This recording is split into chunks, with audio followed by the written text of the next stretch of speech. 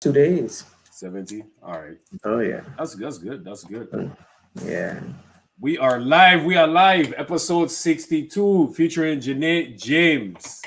You know, Yep. we going by these episodes quick. Karen, good What up? evening, good afternoon. How you doing? I am good. How are you? I surviving. I surviving. You know, Good can't stuff. complain. Yep, living in the good state of Florida. You know how it is in Oh, Florida. Lord. There's always Yeah. some crazy stuff going on. You know. Always Florida man or Florida woman doing something in the news. Yeah, it's true.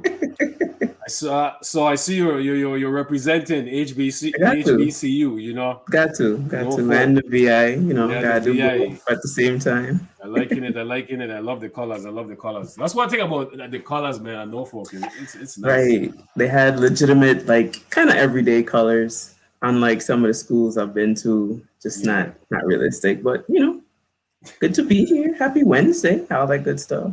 yeah, yeah. Happy Wednesday, all the viewers tuning in support of Jenee. You know, appreciate you guys. Carry on, big up, carry on, big up. So, and hopefully we get Carrie Ann on as a guest host coming up in the near future. So, you know, hopefully in the next That'd week be or so. awesome. Yeah, we got to definitely make that happen. So, I mean, we talked about it, so we just got to get the dates and everything. But big up to Carrie Ann. You know, Karen. So you guest host last Sunday episode. How was that? How was that like? How was that experience like and stuff? You know, It was how was it? fun. Oh, it was fun. Had a good time. It's always like a great experience hanging out with y'all. And it was good to hear um, the story. I was so excited that Langalo got the promotion and all the good things that we talked about. So it was Yeah. exceptionally interesting to hear not only her story but the good things that are happening now. So had fun hanging out with family is what it felt like. So yeah, shout out to her. Hope she's having having a good week. Yeah, yeah, definitely, Hey, definitely having Dwayne. a good week. Yeah, big up Dwayne. Yeah, Pan, we got you. We already got you, Pan. We got you. We got you. You know, big up to all the people. Them some of the Facebook user we can't see your name, but I appreciate you guys commenting and supporting Jenny and her episode and everything. You know, so I'll get right into the shout outs for all the different local business owners from St. Croix from the Virgin Islands. You know, so these is the ones that I know. You know, and there is many more as well too. You know, so if anybody want us to do a plug for them, that's no problem whatsoever. It's free, so don't think we charge anybody or anything like that. This podcast is all about love, and we just spreading love and knowledge and wisdom and all the different words you guys can make up and bring up and stuff like that. You know, Karen could probably elaborate more on those words because I'm not the best educated one on this platform here. So, you know, but You use good words, so we're good. yeah, so we good, you know.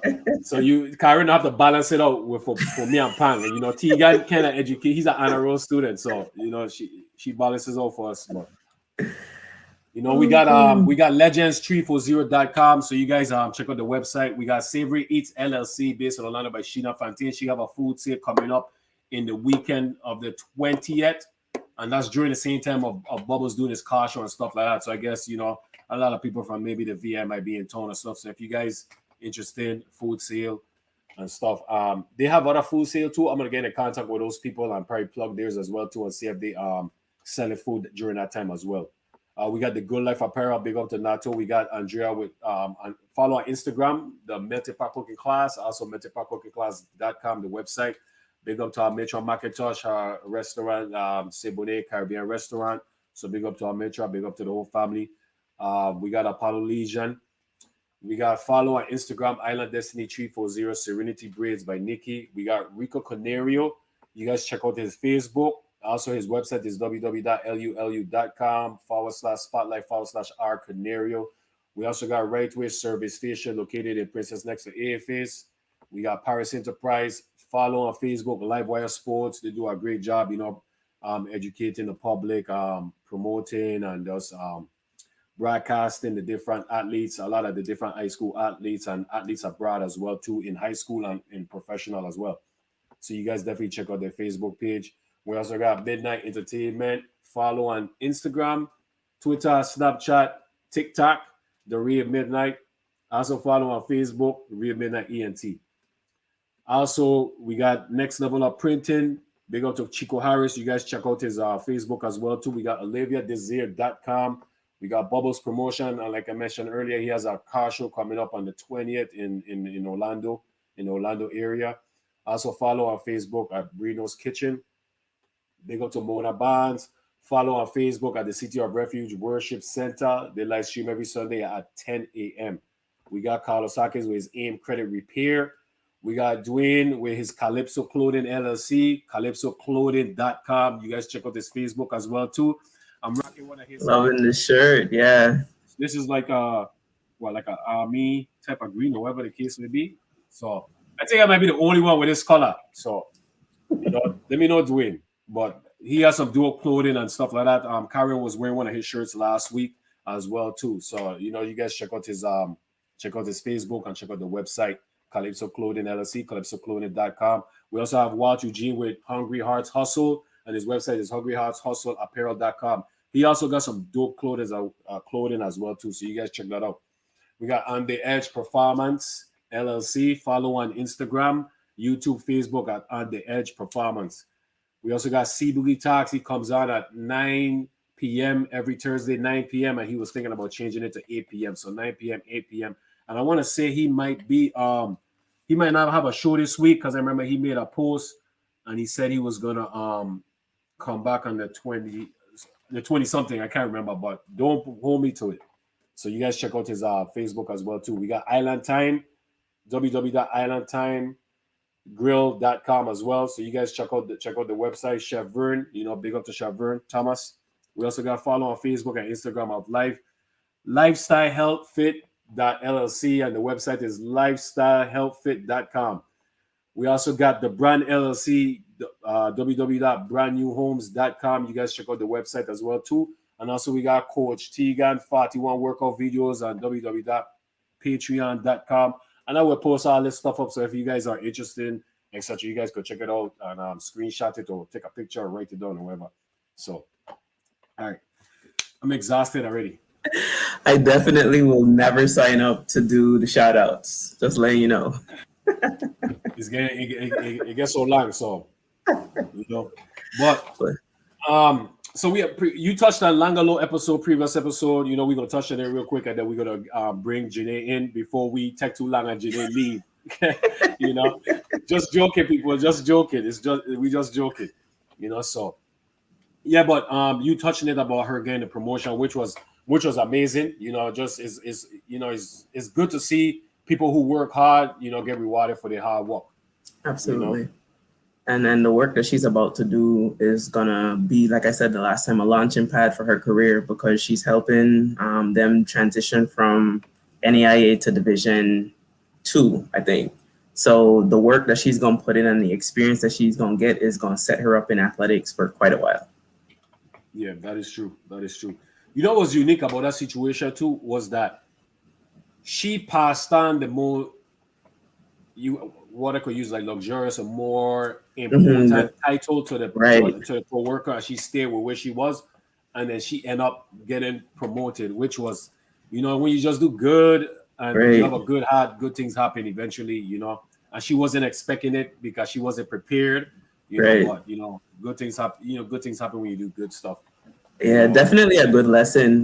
Like you said, she hired somebody and then had them take her position and went in the lower position, and then was able to get a position that she didn't even know existed, that she would have been eligible for. So, hard work pays off. Being a good person definitely pays off as well. So shout out to Langalo.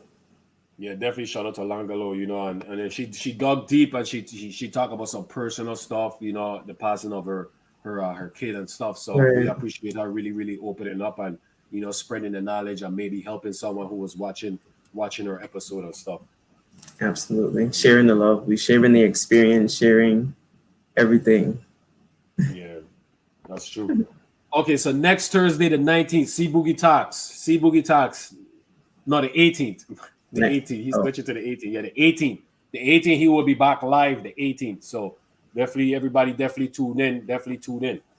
All right, so we're not gonna hold you guys hostage anymore, because you guys here to see, our special guest, our talented guest, episode 62, Jenee James, so we're not gonna hold you guys any more longer before you guys just start leaving, so Because it is a school night and a work night. Yep, that's true.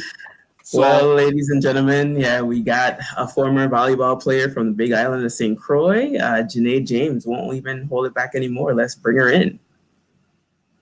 Hey, hey. Everybody. welcome. How are you? I'm doing fine. Thank you so much, Karen. I love the intro. Short. Thank you. Nice and simple. Told you I was gonna keep it simple and get it right. Man, that's messed up, man. None of our guests never tell me, man, Mumbai love the intro. I feel terrible. I love the intros you've been doing in the previous. Right. I appreciate it. Thank you. Finally, somebody acknowledged my good intro. I mean, I don't remember who introduced me, but whoever it was did good. It probably was you, right? I don't remember. Yeah, it was me because I was on by myself. Yeah. Good job. You did awesome. Thank you. Yeah. Thank you. I appreciate it. I feel a lot more better. Yeah, couple of shout outs too. That was a long list. That was a lot. Yeah, it is, man. A lot of people doing a lot of things, so doing good things. So it's good to hear. Yeah. So Jenee, how you doing? How you feeling? How's your week going? How's everything? How's the family? I'm doing good. The weather here ain't that bad. It was 65 degrees today, so that was pretty good compared to like last week was in the 30s. So I'm good. Family's good. Things are picking up. I'm in Maryland, so with COVID, the governor kind of had a lot of strict restrictions on everything. So going in, there was like 50% capacity in different places. So now they're kind of like releasing some things. So yeah, it's not like Florida and Atlanta and Texas that open. That never closed. That never closed. Where you see, I see people posting flyers on Facebook about jams, and I'm like, what? I have to send a line to get to Target. Yeah, we've been pretty restrictive up here in Illinois too. So we've been at 25% indoor capacity for certain things, 10% for others. So yeah, glad to see things are opening up everywhere else. Yeah, that's good. Yeah, I tell you for sure, in Florida, man, it feel like it changed one bit at all. Honestly, the whole time. The only thing I could say is that a lot of people was wearing more masks and the store and the places was closing a little early, but it still felt regular. Yeah. I mean, when the whole nation kind of shut down, Florida been on spring break partying last year, so. Yeah, it was about a year coming up this week. Yep. Yeah, that's true. The whole world closed. It's like the new normal now. Everybody's saying they're waiting for it to be normal, but I was like, well, how normal would it get? Right. So. Yeah. So Jenee, tell us about Jenee growing up in the Virgin Islands, I would say. Yeah. Okay. So growing up, so I was actually born in Virginia because my parents both went to school up here. My dad went to Howard. My mom went to Morgan State. Howard's in DC, Morgan State's in Baltimore. They got together, they married, and then had me in Virginia. And my dad was in the military, and then we moved to Jersey, where they had my younger brother Luzzie. And then I think that's when he entered mortuary science school. And after that, we moved to St. Croix. So I moved to St. Croix when I was 4 or 5 because I started kindergarten in St. Croix. So every time I tell people, even though I wasn't born there, I'm a Crucian. I'm a pure story. Right, sure, yeah. So I grew up in St. Croix, grew up in Catch and Rest. I attended Moravian School, St. Mary's School, St. Joseph, went to St. Joseph for 2 years. And then went to Central. Now, the interesting story about me getting to Central is that I was at St. Joseph playing volleyball. My cousins were there, Christina and Vanessa James, and we were on the volleyball team. And I remember them the summer before 11th grade, they came and was like, look, our parents taking us out to St. Joseph, we're going Central. And I was like, what? I can be there by myself.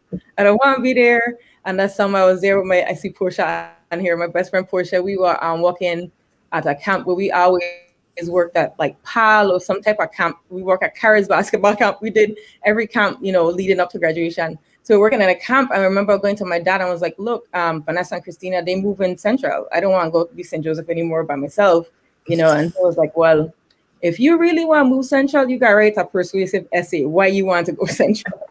Wow. So it was like, nice. Oh, get it done.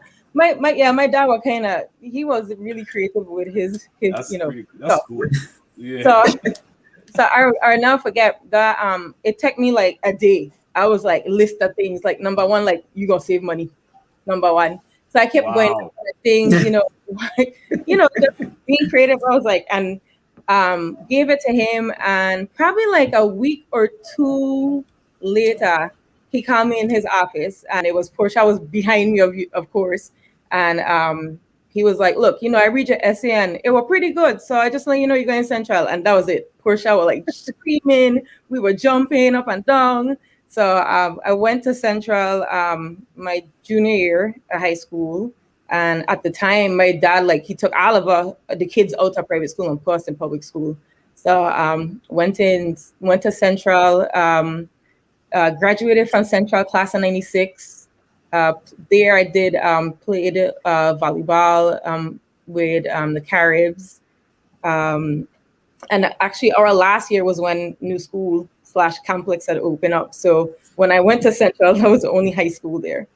Or somebody saying, "Yeah, I am from St. Croix, Rock Region." And see, the only reason why I ain't talking like proper English is because the last time I went and did an interview and I did like proper English, my family got me. They were like, "Why you yanking? We can't like what talk inclusion." So I gonna try and go in and out so people can understand. No, and that's fine. You with friends and family, so you good. So I think I was like, as VA legend, I could be raw or Right. Yourself. I could be proper raw as well, do. Yeah, for sure, yeah. We all struggle with the same thing because my yanking and crucial be in and out too, brother. Same here. So, So at Central, it was good. I played volleyball. I was part of the dance troupe with Miss Acosta. I was in the journalism club with Miss Rashida Lester. Hey, Rashida. Okay, I know she's probably watching. I was in choir with Sule Alexander. I did a lot. I was in a lot. And to this day, it's kind of like when I have like family members, especially my mom, be like, "You don't keep still. You're always doing stuff." So it kind of started from when I was young. I was just always in stuff, trying to just be busy. And, to me, it's just like, I just don't want to be bored. So I can find a way to do things. So True. I want to take it back a little bit. So you wrote the essay. What was your father's reaction after he read the essay? My father was like strict to the point, like almost like not really showing emotion. So just to give you some background, my father owned James Memorial Funeral Home, like shameless plug. And so my father was like really strict and just like, but he did things in like his punishment wasn't like, not to say like he gonna beat us. Like I remember Lozzie and I, like if we got in a really big fight one time, and our punishment, we had to stand up and watch him embalm our body. Like that's our type of punishment. Man, that's some serious. I think I'd rather get beat. Yeah, but it's so funny because the thing is, back then he taught us from a young age, like the dead people ain't gonna do nothing. It's something we grew up around. As far as I could remember going back, I remember being like 5 or 6 around dead people. So it was just like a way of life for us. So right. But I remember when he got the essay, when he called in the office and he was like, "I read your essay, he was like, "It's pretty good, He was like, you made some good points. So I decided I'm gonna take you out to St. Joseph. You're going Central." And that was it, Yeah, you had no choice, man. The essay was good. You had no choice. Once you said you gonna save money. Save money. Right. I think that was like number one. Yeah, you definitely gotta address the pockets first, especially with dads. They are money conscious. That's true. That is true. All right. So after Central, what was next? So after Central, let's see. So after Central, I funny story. I applied to 2 colleges, universities. So I applied to Xavier in Louisiana and I applied to Howard University in DC. So I remember I got accepted. And I was, just to give you background before I even get to the story, I applied as a dance major because I danced my entire life. I danced for Caribbean Dance Company with Monty Thompson, Then I went and danced with street theater. And like I said, I danced with Miss Acosta at Central. So dance was my thing. I was like, I go into school, I go major in dance. And I kind of like looked up my older cousin, Pinky, Elaine Schuster. She danced, and that was like, she was like my idol growing up, because I was like, I want to be a dancer just like my cousin Pinky. So I remember telling my dad, like, yeah, I got into Xavier. I think I'm gonna go to Xavier. And if it doesn't interfere with dance, I gonna reach out to the volleyball coach, see how that goes. And I ended up at Howard, just to say. Okay, because he wasn't going. And then never forget, like, at Howard, freshman orientation came around. We did everything. We stood in the long lines. I know a lot of millennials out there have no idea what long line means, especially if you go to HBCU. The lines were real. At Howard, I mean, you stand in that line for hours. You were like, okay, you eat breakfast, you stand in line, and like passes, and you're like, okay, we move yet? And you have to go in one line, and if you're in the next line, you have to be like, oh, you're in the wrong line. You have to go to this line and go back in the line. So I remember being in a line and telling my dad, it was with my dad and mom, I say, hey, the dance auditions, because once you said you major in dance, you had to audition to see which classes or whatever you would take. So I was like, hey, I need to go find a Walmart. I need to buy some tights for dance. And my dad turned to me. He was like, oh, you don't have to worry about that. So I was like, what do you mean? And he was like, oh, no. He's like, you have an interview tomorrow with the dean of the School of Communications. And I was like, what? Like, where this coming from? He was like, oh, yeah, I already made arrangements. You have an interview with the dean of communications. So my dad basically was like, change my major without telling me that my major changed. And his whole point was like, I ain't paying for you to go to nobody university to dance. No place. So I did the interview. I remember talking to the dean of communications. So it was straight up. I was like, look, I didn't plan to major in communications. I just wanted to be here to dance. And she was like, I understand, but your dad have, some questions, and, it's reasonable. So she's like, we'll do this. She's like, I hear that you're familiar with radio production, but I think it'll be best if you look into broadcast journalism. So I was like, fine. And that way, at Howard, the broadcast journalism major, you get to take classes in radio production, so TV, radio, TV, film, speech. You do the whole array of the communication field. So you do broadcast journalism and all that stuff. So she was like, I'll give you BJ, make you a BJ major. So that way you go in it, you take the classes. If you want to switch, you want to be a film major or whatever, let me know. So did broadcast journalism as my major. My minor was sports administration. And had a blast. Right before my dad left, I was like, let's go talk to the volleyball coach. So went, talked to the volleyball coach. I was like, since I can't dance, let's do something else. So I talked to the volleyball coach, met with her, Coach Linda Spencer, and she was like, come, basically come, practices this day. And that was like right at the end of two-a-days. I think I missed the first 2 days. So I spoke to her, and she's like, well, my roster full, but I'll redshirt you this year. And then, from next year we'll play. So did that. So I was on the volleyball team, which was like great for me.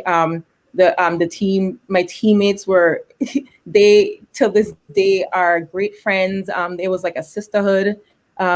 We had so much fun. We basically, like you guys know, we did everything together, especially if you play for a sport in college. You eat, you're on the road playing games. We have practice.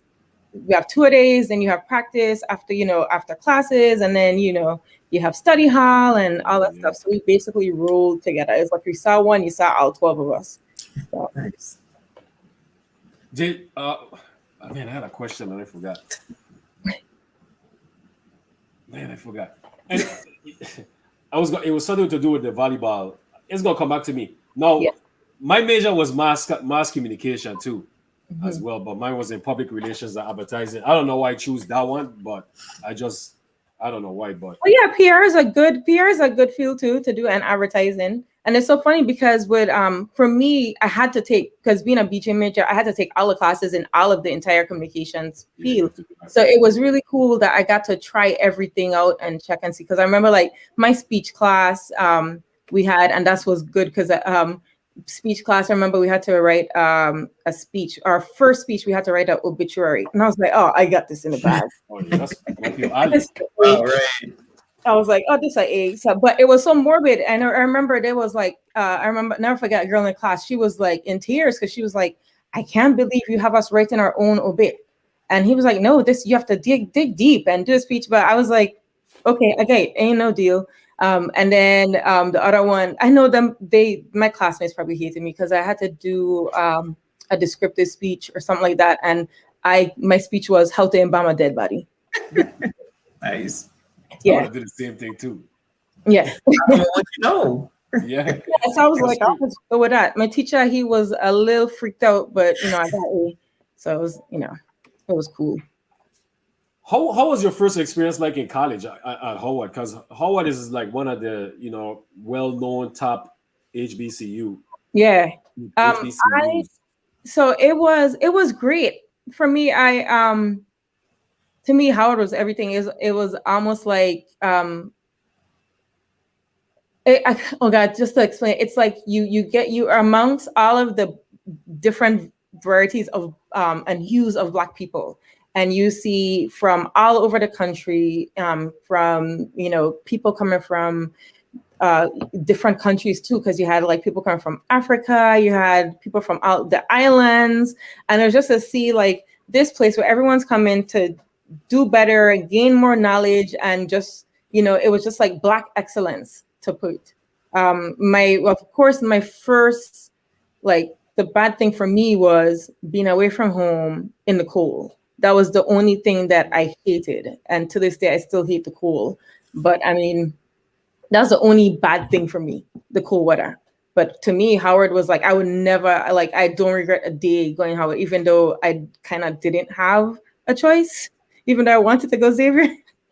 So, but I'm happy my dad was like, yeah, you going Howard. And for me, Howard was tradition because my dad went to Howard, my grandfather went to Howard, my grandfather brothers went to Howard, so everybody went to Howard, And like 2 years later, my brother came up and he went to Howard with me too. So legacy and family tradition, I like it. Yeah. Do we have a question? Why you only pick Howard and Xavier? Oh, that was a great question. So Howard, it was like I just said, I had no choice, but he was like, you gonna apply to Howard. And Xavier, I think, I don't think it was a college tour. I know Central used to host those big college fairs and stuff. I don't remember Xavier being there, but or maybe I don't know what it was. I probably got a pamphlet from Xavier, and I liked how it looked. And at the time, Louisiana, I always loved New Orleans. And I had an uncle living there, doing his residency as a doctor in New Orleans, and I would visit. So to me, it was either I love New Orleans as the city itself, so why not go to a school where I like the city, and the other was Howard. Nice. We have a question here. This is from Des Langolo, our previous guest. Sunday's guest, and she mentioned this might be touchy, but being that you grew up around funeral homes, what mindset were you in when Lozzie passed? Oh, that's a good question. Hey, Langalo. So when my brother passed, I think for me, most of the time, it was just shock. And Lozzie dying was probably like the first close family relative, really. Yeah, that he was like immediate family, but my close family relative that passed away, because I had like great uncles that had passed and great aunts that had passed, but nobody like really close like that. So when Lozzie passed, I kind of like took the whole stance of just let's get things done. Let's get all the information together and stuff like that. And it really didn't hit me until like seeing him. So Lozzie passed July 13th, 2004. And it was a month after I had my first child. And he was just always there. I can't even get into the stories, but Lozzie went to Howard. After I graduated from Howard, I decided to move in and move in an apartment with him. And then we moved from our apartment and I got a house. We were renting a house with Lozzie and my cousin Jason. And the stories I could tell you, like Just the other day, I was like, man, I wanted to kill them dudes. Imagine. Like, oh God. I was like, I went into debt with them dudes just because they used to just do some crazy stuff. Like I would pay like, I know.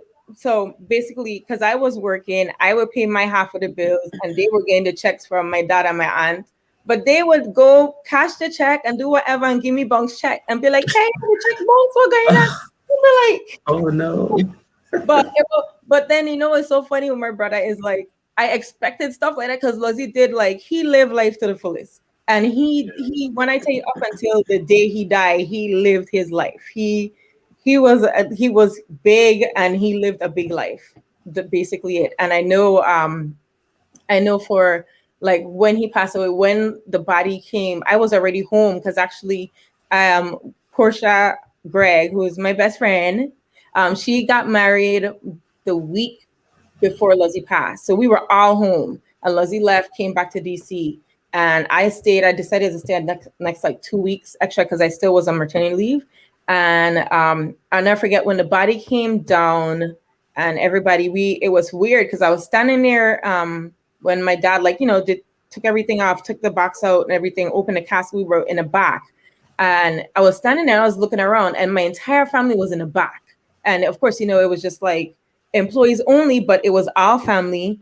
And I was standing looking around, like saying, we're all looking at Luzzie. Here he is lying on his table. And I was like, if somebody looking at him would be like, this is kind of crazy. Like you just standing there watching everybody just staring. And we didn't really, I think because we were so in shock. Because for those who don't know, my brother, he died in his sleep.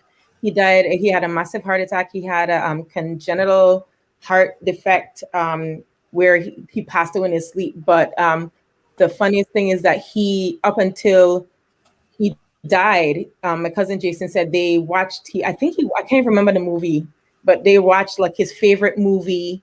He went to sleep and because they had to get up in the morning. And then when Jason went to wake him up, he was gone, even though they tried to, resuscitate him and everything. He was already dead.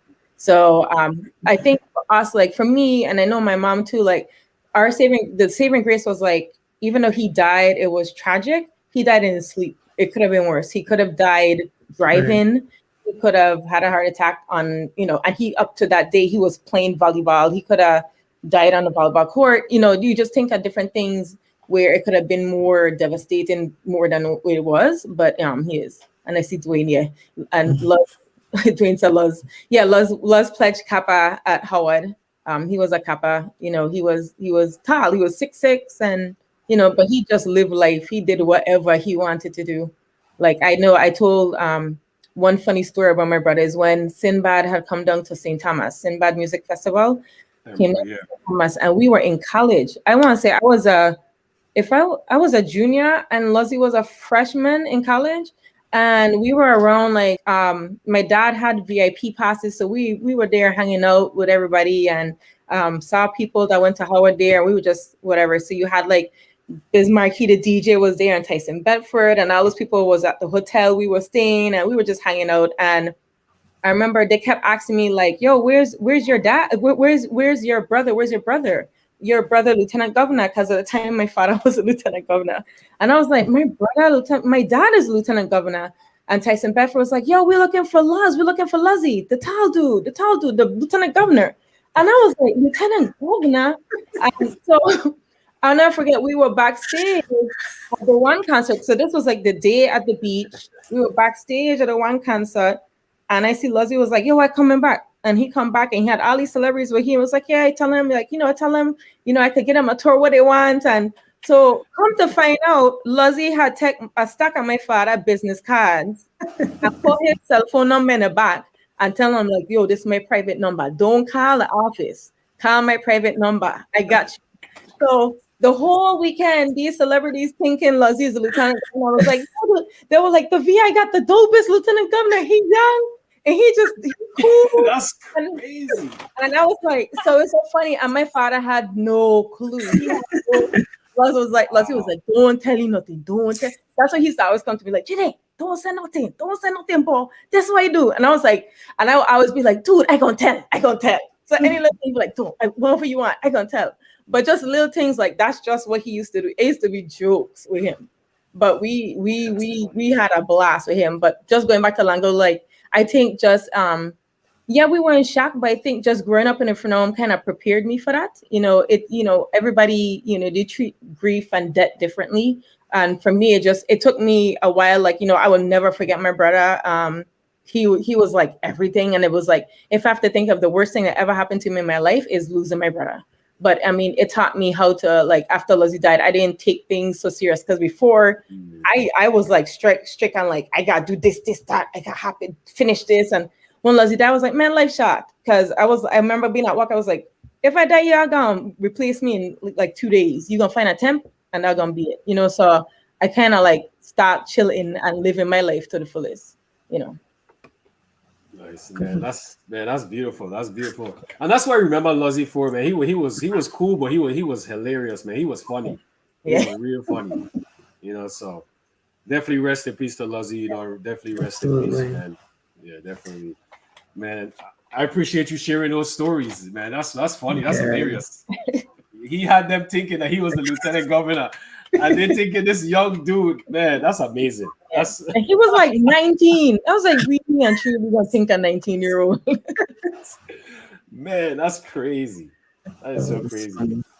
No, so Jenee, go ahead. No, go ahead, Karen. Go ahead. At any point, did you intend or think about studying mortuary science? Never. Never. Okay. Because, like I said before, growing up, it was just like, it's a family business. I know about it. I don't know the ins and out. Like, I don't know the ins and out, but I know about the funeral home. But growing up, my grandfather, because I was always bored. That was my favorite thing. Like, yo, I'm bored. I don't want to be wrong, and it takes a toll on you too. Like emotionally, you have to deal with people, this is like their worst time of their lives, they have to come in and make arrangements for their loved ones. And it's like, it kind of take a toll on you too, emotionally. So I remember when I was in 7th grade, my grandfather probably was tired of hearing me saying, I bored. So he introduced me to radio. So that's why I got into radio production. And I was the summer intern at WSTX, and I just dove into it and just learned everything as far as radio production and the business side of radio. And even I gone Calimo too. So I was there the same time my cousin Radel was working. He was home from college, and we have this this joke that my one time I got to go on air and for an hour. And I had kind of like worked the boards and was DJing. And then people start calling in saying, oh, her voice is too young. She sung too young to be on the radio, whatever. So at the time, Radel was there. So I used Radel. So Radel was a voice and I worked the boards. And even though now he going to say I lying, I taught Radel how to work the boards when I was in college and he'd been in college. And that's why the whole over his head. So I'd be like, just remember, I just want to teach you radio. So... Nice. I'm gonna definitely remind you that when I see you again. I'm definitely gonna remind you for sure. Yeah, what's up, Doc? We have a question here from Mountain Akeem Francis. How was the college athlete experience like in at a HBCU for you? Oh, it was good. I mean, to me, it was like I didn't have anything to compare it to, so to me, I was like in heaven. It was it's being on the road. Playing it's funny because now I see it, especially the sport of volleyball has grown so much. Back then, we used to have to beg people like, hey, we have a game, come see us play. And now, like, I took my girls to Howard last year, and they're like 5-time, like they're like defending champion, MEAC champions. Right, yeah. They have a DJ, they have a band, they have they have all these fans coming in, and then you have to pay. Like I remember walking in, I was like, I have to pay to go to a volleyball game. I was laughing. I was like, oh, this is cool. But I mean, I would, I have my daughters play, and my oldest is right now in the whole recruiting process, and I've been telling her and some of her friends, like, pushing the HBCU experience. So like, there's nothing better to me than an HBCU experience. Like HBCUs were founded for us, the whole Blacks couldn't go to a regular, private white institution or, PWI. So, the HBCUs were for us. So that was the biggest thing. That's true. I see somebody who's culture girl. Oh, I probably know who that is. Tell them about the Caribbean tree. Yeah, so Howard had Howard had on the yard. Everybody know the yard. If you see video, I can't remember who did it. Tons of people do videos on Howard, but Howard, the tree, is where all the island people used to hang out. So we had CSA meetings, and then we'll go and hang out by the tree, or even you could catch anybody on a regular day by the Caribbean tree. Nice. I think every campus may have had a Caribbean tree because we had one in Norfolk State as well, or just a tree that all the Caribbean people used to hang out under. Yeah, we have one at Cookman too. See, it's a thing. Hang what up? What's going on, Pan? I have a question for you, Jenee, and I'll get right to it. But we just got Pan coming in, so I want Pan to start, Pan. Oh, good night, Pan. Welcome. What are you saying, Jenee? Hey, there.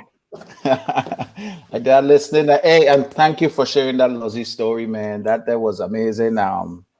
Lozzie was a good dude. Like, if you didn't know Lozzie, like Mombasa, like Lozzie was cool. But he was a funny dude. If you had to been around him to know that, though, he was definitely a funny dude, and it was definitely a dent in the VI Nation when I hear this, because I think I was in college when Lozzie passed. And just hearing that just was insane. You just couldn't believe it. This is one of your fallen soldiers, you know what I'm saying? And it was just hurt the community, man, because Lozzie was well known on the island, well known. Yeah, I didn't know he was a lieutenant governor, but I know a lot. Yeah, he was all weekend. Sorry, Tegan in here too, because I first meet Tegan through Lozzie, because Lozzie went to Elena with Tegan. And I think they won a JV team together because Lozzie played basketball for a little stint, but after that he started playing volleyball because he used to come to my practices and found out they had a men's team, and he fell in love with volleyball, and he was a beast of volleyball. But I'll never forget when I had get my license, that was the next thing. I had to always, one of the stipulations was if I go and drive, I have to have Lozzie with me. I gotta take you over. So we had our little dealings. So I remember one time I had to pick him up from Elena. And he had all these boys coming in the car, like Leroy, his best friend Leroy Marshall, and Tegan was one of them. And I was like, who are these people? And they were like, yeah, we just leaving basketball practice. I had to drop them home. So that's how I meet Tegan, through Lozzie. Okay. That's what's up. Well, I can just apologize for being late. I was caught up at work, and just had to do what I had to do to finish up. But glad to be here, and I've been listening the whole time. So, although once I start asking questions, I'm gonna go back a little bit because you just jet through Central and St. Joseph. I ain't even tell no St. Joseph stories or nothing. Well, that's why you're here. That's why you're here. Yeah. So question I had, it's a two-part question. One is, did you play volleyball? Well, you got redshirted your first year, so did you play volleyball the rest of your years? So that would have been 3 years. And yes, did they end up giving you a scholarship? No, you good. I did. Oh no, so yeah, I did the 3 years and graduated. And no, I didn't. I just got books, if that was it. But yeah. Okay. Okay. We're not interested, we talk about this on Instagram. So repeat. You said what? I said, Mumbai, we talk about this on Instagram. We want nothing that interesting. No, definitely. It's for the viewers. It's for the viewers. It's for the viewers. Well, you talk about dance when you went to college. Weren't you in modern dance in Central too? Yeah, I was. So I was a dancer before I played volleyball. Before anything come up, I was a dancer. Yeah, and that's what I remember. I remember you playing volleyball and being a dancer. I remember even for a couple shows in the gym, you would do little performances and so on, and just touch on some of them experiences in Central. We're gonna take it back for a little bit. I know people want to hear your VI life, So I must say, for me, one of the biggest highlights is dance dancing in them shows in Central. So we had like the annual dance showcase, but whenever Central had a talent show or whatever was going on, or maybe assembly or whatever, somebody come to visit, you know, the dance group, Miss Acosta class will have to dance. And to me, it was like, if you could dance, if you could sing, rap, chant, whatever, and or if you think you can, you to prove yourself, how you know you made it is you had to perform in Central. And for me, it's like one of the highlights of going to Central was performing in the gym. And once you do good and the audience clap, shoots. It's like you win a Grammy or Oscar. That's how it was for me at Central. So Central, like if you Central was like a tough audience. If you did any type of performing or, you know, other than sports, it was really tough because you couldn't just get up there and say you're gonna sing a song and you by a couple notes, if you ain't good, they're gonna boo you, you know. But you know, they kept it straight. You had any special performance that you guys did? Anything that's really stood out to you, like that you can remember that you would just never forget, something to cherish for the rest of your life? Yeah, so two of them. I remember the first showcase with Miss Acosta, we did an African dance, and that was my main. Like, I love modern ballet was okay, but African was my thing. And it was just like, just be yourself. And I'll never forget, Miss Acosta had a group of guys drumming. And when I came back after we were done, she was like, I don't know what getting to you, but you were dancing. And the drummers was like, yo, you felt it. Like, I was like, yeah, we're performing because African dance was the thing for me. That was number one. And then what else? Oh, so in choir, if you was in choir with Sule, Sule was also the creative director and founder of Street Theater Dance, his name is Otis Sule Alexander. So he was a choir teacher at Central. So if you've been in choir, you best believe you're gonna dance. So it was almost like if you see Glee, that's kind of how Sule choir was. So it was more like show choir. You singing and you dancing, you performing. So I'll never forget our junior year, my senior year, we went to Atlanta to perform. We were in like a national high school contest. So we sang at Clark Atlanta University. And then where we came in like first in several categories and second half. But then we had to dance, and it was the Magdalena. Was it Magdalena? It was the name of the song. And Sule, we learned. We practiced for months this Magdalena song, this dance, and we went performed, and we won. Yeah, Magdalena. We won the dance competition against all these other schools. So for me, that was like a highlight for me. I was a captain of the dance squad then, so that was good. Yeah, that's what's up. Pretty cool. And Go ahead. No, go ahead, Karen. Go ahead. Did you do any dancing in college? I know we switched to volleyball, but did you do anything? I did. I actually danced with African. It's like an African dance troupe. I did. It was very short-lived. It was the end of my career at school because I was a senior. I couldn't really dance much because of volleyball. It took up a lot of time, volleyball and school. And then I was in a lot of clubs at school. When I started playing volleyball, our coach, one thing is she wanted us to do community service. It was big for her, which was good in a sense. So I remember teaching, going and volunteer as a teacher's assistant at elementary school in DC. And then I was in Caribbean Students Association. I was at International PAL, which is similar to like a campus PAL. So at Howard, you have campus PALs who like every freshman coming in has a campus PAL they'll go to, and if they have questions like, how do I navigate here? Where do I go? You know, what to experience, expect. So I was an international PAL for a few years. I did another community service group called Circle K. I was in a BJ club. I was like in a couple things. Like I just was in everything, or tried to be in a couple things. And I could definitely see that because the whole group that I used to hang out with in school, and I met Jenee in Central for the 1 year I went to Central. The 1.5 year I went to Central. I think you came in 11th grade, right? Yeah. You came in 11th grade. I was in the 10th grade. And I met Jenee through, at the time, my girlfriend, Pauline. All of them used to hang out. They was on the volleyball team. They played softball.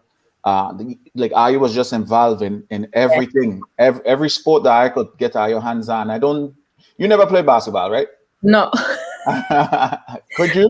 So Could I you could play shoot. basketball? No, I never play basketball. I could shoot, but no. It's the funniest thing. So I remember Portia them was on the basketball team. I used to always be at the basketball practice. At one practice, I get up and I tell Donald, I was like, yeah, I gonna practice for you today. I was like, I gonna join the basketball team. No, Donald don't pick his team, right? But I tell him I joined his basketball team. And he just watched me and laugh. He was like, okay, cuz whatever you say. So I remember I did a practice and then I come back the next day. And after that, I was like, no, I can't play basketball. I could shoot. That's about it. And just, and I kind of learn, I know how to dribble. I could go through between my leg them. And I learned playing basketball through Portia because spending, weekends and stuff in Harborview, Portia. If you don't know Portia play like every sport. And get out there. And whenever we used to go out there, we used to chill. And then she'd be like, okay, we're going to basketball court. So I can't just stand up there and watch. You have to play. And that's how I learned playing basketball. But I didn't play organized basketball, no. Well, we have a question here. Go ahead, Pan. Go ahead. No. Go ahead. You good? Okay. We have a question here from Dwayne. Since Lozzie joined a fraternity, did you have interest in joining a sorority? Oh. Yeah, I did have interest. But I was like short-lived. But yeah, Lozzie, it's funny because the men in my family are in fraternities. So we have the men, well, not the men, I should say the Lozzies, they kind of make up the whole fraternity panelic thing. So my grandfather was a Sigma, Pleasure Howard. My dad is a Q, and then Lozzie Pleasure Howard as a Kappa. So we represent all the fraternities. I definitely represent all the fraternities for real. And then we have one more question from Dwayne, and I'll pass it back to Karen and Pang. How was your experience with DC Carnival during your college years? Oh, I only actually experienced DC Carnival once when I was in college because most of the time, summertime, as soon as school was done, I was running back home to St. Croix. So my first year, it was my senior year. It was amazing to me because I was like, what? And I think at that time, Jamban was on the road and I practically lost it. But DC Carnival was, before they stopped it, the whole DC Carnival experience was good because if you are familiar with DC, Georgia Avenue is very long, and the whole Georgia Avenue, they closed down and they have a parade that starts all the way up from Missouri and it ends right in front of Howard. So they, you coming in and they have like the little village by Banneker right next to the dorm where I used to live. So it was fun. I love DC Carnival. They should bring it back, but politics. As always. I think that Delta comment had to come from Christine. Did it? Christine, you're funny. Yeah, I'm sure it's Christine. What's that Jenee Buffett? That gotta be somebody for real. Is that Christine? I can't say, just a Facebook user. Yeah, it's a Facebook user. It's her. Yeah, she said she had a game, so she can't chime in too much. Oh, okay. Tyrone said ghetto ball. Yeah, Tyrone. We play ghetto basketball. So pushing it back again, touch on some of your experiences at St. Joseph. How was going to school at St. Joseph? Because how was switching from private school to public? How was that experience? It was cool. I think the major, comparison or the thing is going from a school where I think I had maybe 40 people in my class, 40 in my entire class. When I said not just in my English class, in my entire class of the class of 96 to go into how much are we? It was 300, 400 people at Central. It was just a crowd. I remember forget the first day I walked in, I was like, yo, there's a lot of people. But then, going to Central, I had Portia, and at that time I already was playing outside volleyball rec league. So I had Portia was there, Mel was there, Melissa Shang was there, Felicia Armstrong, who else? It was a couple of us that we were on a team, our outside team. They were there, so it was a smooth transition for me. It was just a lot of people. Right. Central, it just seemed like Central ain't really had no structure. It was just a melting pot of people, a melting pot of different hoods, it was just insane in Central, Okay. and So you had it the didn't, alleys and the courtyard and all that. and it didn't seem like anybody went to class. No. Yo, that's the one thing you could have back in the days, you could have get lost if you didn't have that mindset, like, yo, I want to graduate, I want to get out there. Yeah, you could have just sit on. I could have just sit on in the courtyard all day and just be chill. I got lost. I definitely got lost in Central. I started off good because I want to make a good first impression. I start going class, but like slowly, I just stop. I ain't going class today. Yeah. So got class the next day, I miss a homework, and teacher embarrassed me in class. Me ain't going class the next day, and then it just slowly went from Mumbai. I used to go to school, and I then in Grove Alley, Larian Alley all day from morning. Only time I leave in the alley to go to the gym. Only That's time. crazy. Yeah, that's true. And yeah, I think that's Christine said. Yeah, we were and that's the next thing. When I left St. Joseph and went to Central, Christine was there with me too. We transferred. It was like an exodus of people that left St. Joseph that year and went to Central. So I knew people around. And like Portia said, yeah, Portia was there. We were in the West Alley all day long, chilling. It's the alley to be in, the West Alley. Long year I had to go class in complex. Feel like would run me down in complex. If for me to not go class in complex, I had to stay home. Because feel like would run me down. Trust. So, at Howard, did you graduate in 4 years? Or Yeah, did you graduate? Okay. Yes, I did. And how was that transition like graduating from Howard? What was next after that? Oh, I think like anybody else, you graduate and you're like, okay, ain't gonna move school. I can't just hang out in the yard anymore. I gotta go find a job. So I took the summer to just look at different things. I kind of start like earlier on, like I know I graduating, but I need to, figure out what I'm gonna do, what I want to. And at that time, it was so funny now I think about it. I was trying to be picky, like I don't want to walk here, I don't want to walk here. This way I want to go. So just being like anybody else, like you think you know everything, like I gonna go here. So I graduated, major with a BA in broadcast journalism, and could not find a job in TV to save my life. Couldn't even find a job at the newspaper. Couldn't find a job in radio. So Jeez. So after graduation, I was just like chilling, trying to find a job.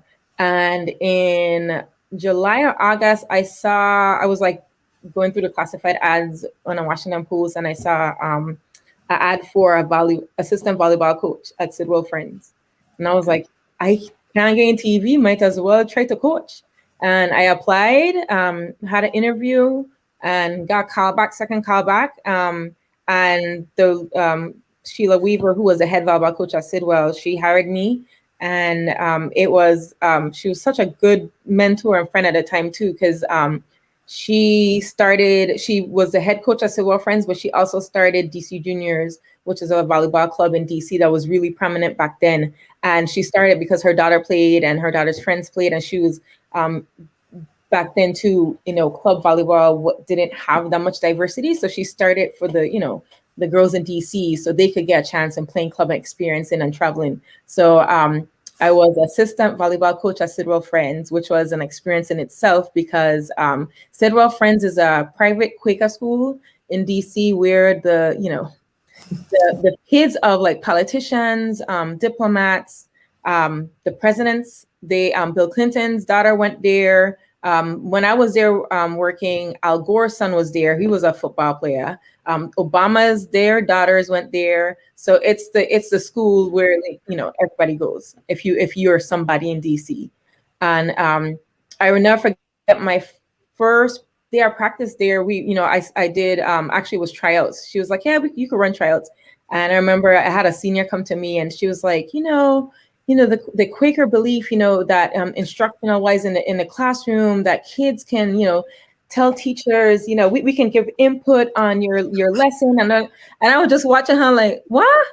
So I remember turning to Sheila, I was like, can I deal with this? She's like, go ahead. So I was like, okay. So I was like, I can't remember the girl name. But I know after that, she and me were cool. So I remember I got everybody up and was like, well, since she thinks that she should tell us how to run our tryouts, let's go to the track and let's run. And they were running. And I'll never forget, they were running and the Miss Weaver were watching me. She would laugh. And I was like, I can't believe this chick coming to me saying, let me tell you how to run your tryouts. And you ain't school still. You're a high school student. You're trying to be on the team. Like, what? Humble yourself, y'all. Yeah, that's crazy. But then after that, that was it. It set the tone for me and them. And they were like, after that, they were like, Coach Jay, Coach, because at the time I was like, look, we cool. You know, I just come out of college, you know, call me Coach Jay, whatever. And it was good because our team ended up getting to the ISL championship game. We came in second overall. You know, I had some great talented girls, man. I coached one of the girls, Nana Merriweather. She became an All-American. She got a full ride to play volleyball at Duke. And then she transferred to UCLA, where she became an All-American.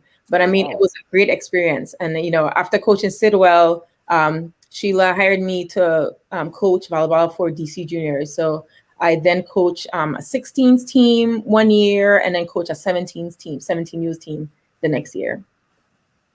Wow. Yeah, that's impressive. Do you miss coaching? Did you like it? Yeah, I did like coaching. And it's so funny because now that my kids are in club volleyball and I see it and I just stay back, I think the biggest thing with coaching, maybe any sport, the number one thing is appearance. Who wants to be with parents? Yeah, like you just want to coach, you want to run your plays, but you don't want to deal with nagging parents want to know, why isn't my child playing? Why aren't you starting this person? Why you make that substitute? Like, yeah. So I know, and in the years, you know, just being a volleyball mom now, I just sit back, you know, and I just laugh because I'll see the coaches and I'll be like, oh gosh. And I've had conversations with my girls' coaches, be like, yo, you ain't gonna never get up from me. Because I know when I coach, I didn't want nobody telling me nothing. So that's yeah. true. Yeah, that's true. So you being a former volleyball player and then, you know, you coaching for that, you know, previous time, was it a difficult transition or was it pretty easy being a player and being a coach? It was pretty easy to me. I really enjoyed it. I really enjoyed coaching. Because it's like you teaching the skill, you know, you already been there, you know what they're going through, and it's like you're just trying to make them better. I really loved coaching. That's one thing. As a parent, you play the sport and your girls is playing the sport now. How was it like being a former player and being a parent? Because you have to, myself, Pang, we go through this and you have to, it's hard to balance, you know, separate the two and you got to find a balance, you know, how to approach the kids, etc. Like, how is it for you? Yeah, I learned, so my kids don't listen to me. So I had to be creative. I remember my oldest, when she started playing, first of all, I didn't want them to start playing so early, but then in the area, I kind of figured out like I was playing up here, an adult league, VI Posse. So it was a couple of us started VI Posse, we were playing in a rec league, and bringing my daughter along. And then we played USAV. We were on a USAV team, which is like USA Volleyball Amateur League for adults. So my kids just being around volleyball, especially my oldest, she was always around. She was in the gym when we playing in the rec league. She's with me on the weekends at the tournaments. So for her, she was like, I want to play. And I kept saying, nah, not yet. Just give it some time. So I had her play soccer. I had her playing softball, like anything I could find to get her in, because I was like, nah, I'm not trying to play in volleyball. But then when she gets to volleyball, she just was like, I love it. But I figured out the way is I call them the volleyball aunties. I have a group of friends who are like sisters to me. They're from home. It's St. Croix and St. Thomas. And the volleyball aunties, whenever I would see something, I would tell them, hey, you know, Ayana is my oldest. I'd be like, Ayana have a tournament Saturday or whatever, you know, this is a schedule, and they'll just show up. And if something go down, or if they see something they want to tell her to critique, or if I see something, I'll be like, hey, so what do you think? I think we should tell her that. So the volleyball auntie, one of the aunties will pull her up and be like, yo, so she listened to the aunties, but she don't listen to me. And same thing with my youngest is like, and I think it's just any child, growing up, they really don't, when you think about your kids act a different way around, the relatives or the godparents or, play cousins or play aunts and uncles. But yeah. So I kind of like my approach to them playing volleyball is I just take a step back and I just chill.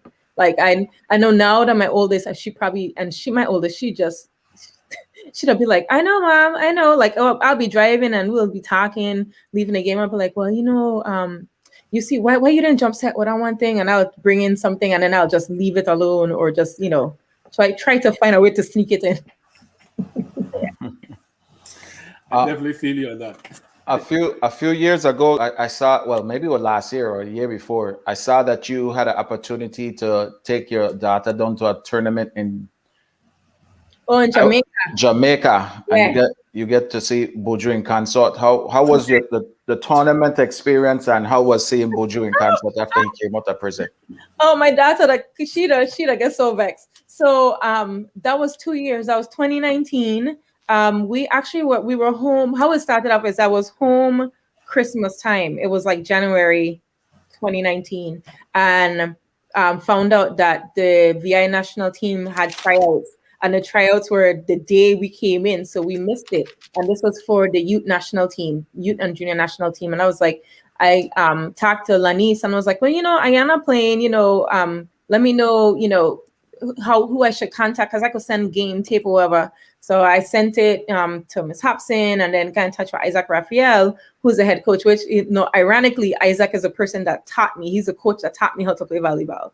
So got in touch with Isaac and, over between that time, it was like January through probably like May, was just sending them videos of Ayana. And they were still, the national team home, they had already seen the girls and had a kind of good pick on who they were going to pick. Good mind and like the girls they were going to pick. And I think it was June.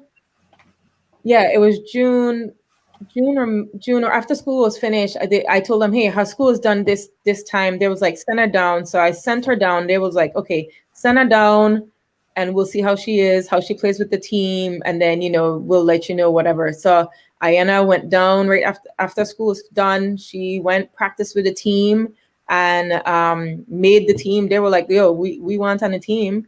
And the tournament was like the second or third week in July in Jamaica. So the tournament was in Kingston. And I was like, okay, I'm going. And at the time, my cousins, Vanessa and Christina, their daughters also sent Isaac video, and they're in North Carolina. And they the same time like Ayana, they were like, send the video and then send them down as soon as school over. So they came down to St. Croix. They made the team. So I was like, oh, the first time the little James cousins get to play again, actually, because Vanessa, Christina, and I grew up. We played together in St. Joseph, and then we moved to Central. But just me being me, I was like, let's see what's going on in Jamaica. So I started looking at what, stuff that like what's happening in Kingston, or I typed in like concerts and something pop up Buju, and it was like Buju at some fest. And I was like, Buju at some fest. So when I see the date, Buju, the reggae gods aligned for me, because I was trying to get to see Buju perform in the Long Road to Freedom, the first concert, his first show in Jamaica. And I couldn't get to Jamaica because Ayana had a tournament in Pennsylvania. Then I was looking at St. Kitts. I was free St. Kitts weekend when he was St. Kitts. I had found a plane ticket, but then couldn't find a hotel room, so I couldn't do St. Kitts. Looked up Barbados. It was way too expensive. So I was just like, man, I just forget about it. But it just so happened that Buju Sumfest was the Friday and Saturday, the weekend actually before the national team tournament started the Monday. And I was like, look at God, look at me. So I went, I was so funny. I booked my ticket to go down. I bought my Sumfest tickets. And then I reached out to my friends like, hey, like my group of girlfriends and my sisters and stuff. I was like, I know, but I go in Jamaica. I go in Sumfest. And they were like, what? And I was like, yeah, I got my ticket. I go in Jamaica. I go in Sumfest. And Buju, I was like, all I got to say is Buju performance Saturday. That's it. And we were lucky because it was like Friday night, Saturday night. It was Buju, it was Cranix, Barris. I mean, it was so much. It was worth the money for me. Right. So it was.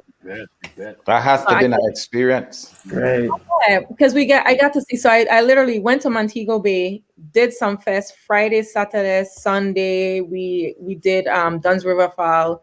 Then the Monday morning, get up early, flew to Kingston on a little plane, got to the hotel in time to catch the taxi with my cousins them to go to the facility where the girls were going to be playing.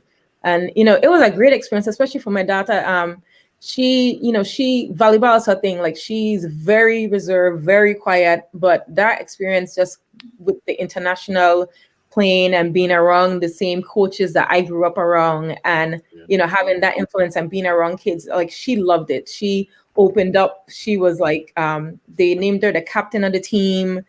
She won best setter overall tournament. So the team itself got they won the bronze.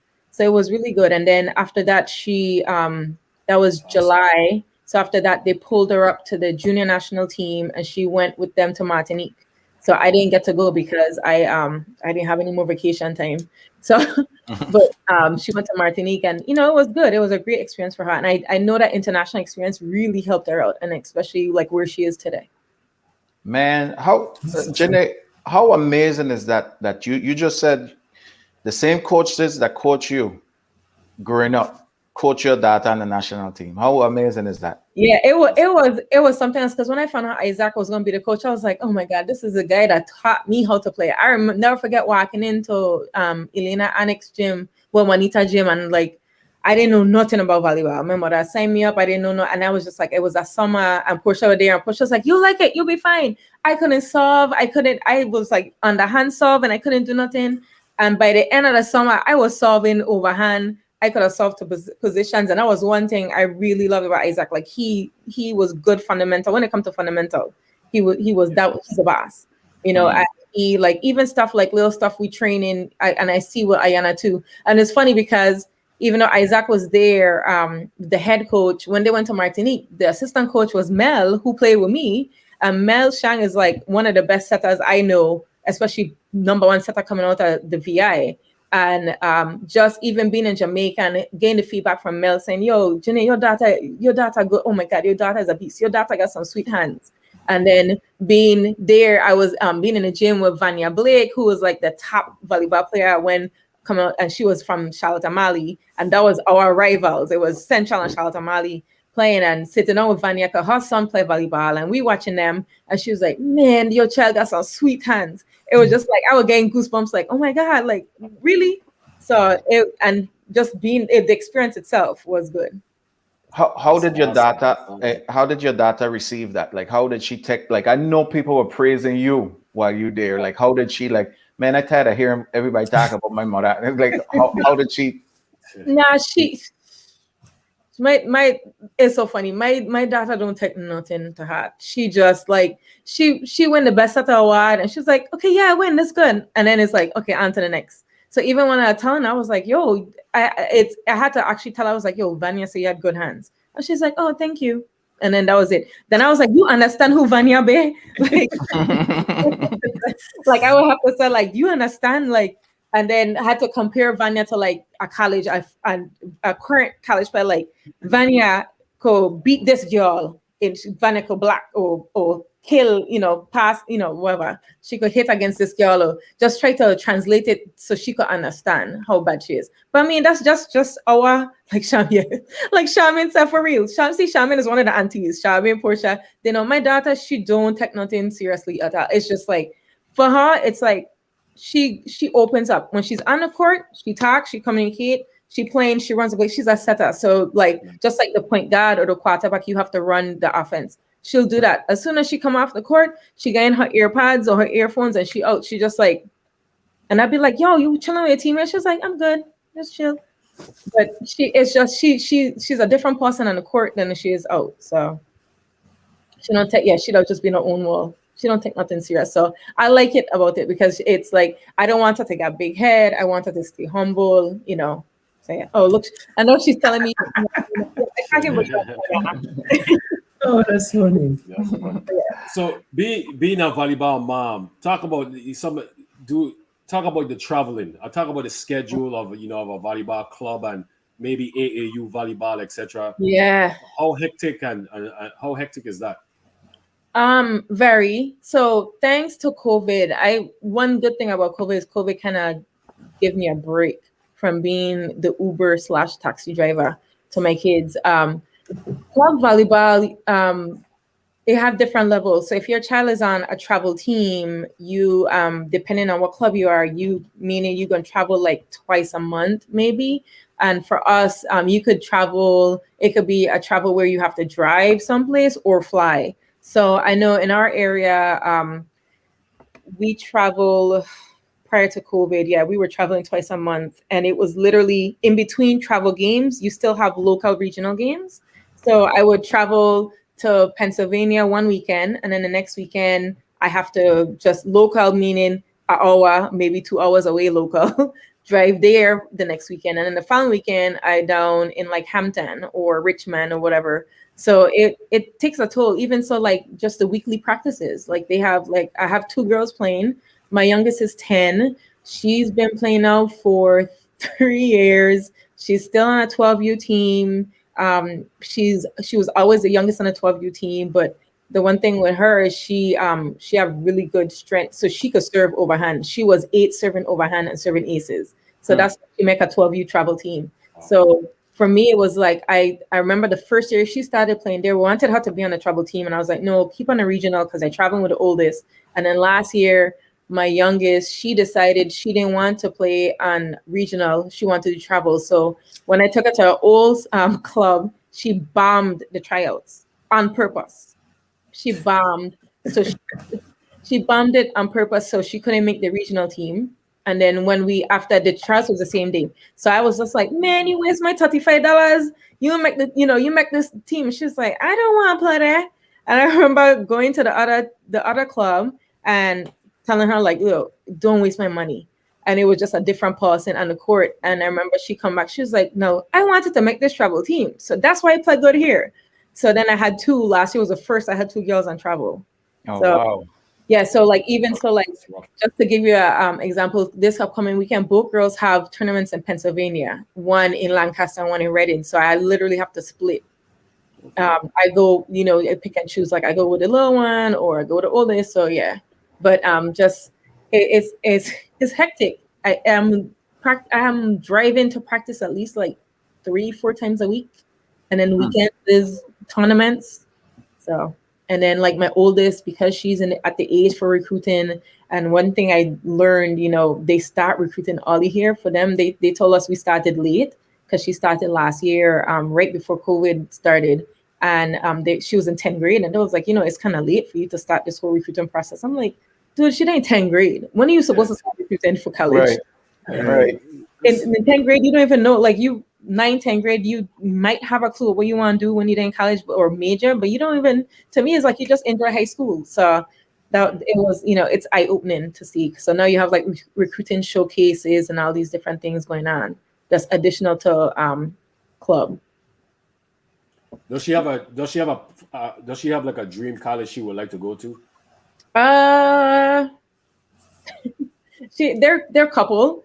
She have like she has a list, and I know I'm always like the list got HBCUs on it. So the top 2 schools are HBCUs, which is good. That she wants to go to, yeah, maybe a top 3 or 4, but yeah, she has a few schools. It's so funny because she just like the other day I was looking at her, she was like researching schools by the beach. So she just happened to go and reach out to all the schools in Florida. Like, and she was like, I hate the cold. I want to go down there. Then she have a top school and she's like, but I still reaching out to my top school. So what are the top schools in Florida? Is that Florida and Florida State? And Florida and Florida State. University of Florida is the top school. I think University of Florida ranked higher than Florida State right now. And even because of COVID, a lot of these conferences. So volleyball season in college and high school is August through November. And because of COVID, some of the conferences chose to postpone the season until they just started last month. So some conferences already played their conference schedule back in November, December, and now others are starting now. So like instead of the championship game being in November for college, it's gonna be in April, I believe. So it's funny how we have like volleyball backing up against basketball when it comes to like ESPN Plus and those things, trying to find a game. And so yeah. That's cool, man. Do you coach right now? Like, do you coach No. any girls team? No, I don't coach. You used to? Yeah, I used to coach club and I used to coach high school. So my coaching days are over. How was that? What was your like philosophies when it came to coaching volleyball? Or just coaching period? For me, it's like I rather coach somebody that's coachable than a girl thinking that she know how to play and she's a star. It's one thing to be a great athlete, but for me, it's like you can be a great athlete and thinking in your mind like as a beast. You can. There's always room to grow, and you can always improve. You know, so it's like, it's. I guess it's just like I like players who want to learn, who will take the coaching, who take criticism, take instructions, and then don't ever give up. Because that's like one of my mottos. Like if you're gonna start something, you have to finish it. You can't quit. And I've seen it over the past years with my daughter. Like she had teammates who stopped playing club and then they like quit mid-season because they don't like. How you to do that? How as a parent you allow your child to quit unless it's like you stop because of a bad injury or you stop because grades or something grades or even like something with a coach is something that's negative or detrimental to your child. But I was just like I remember one girl just leave the tournament just so, and I was like, how is she gonna leave mid-season and quit? I mean mid-tournament and quit. Like how did that happen?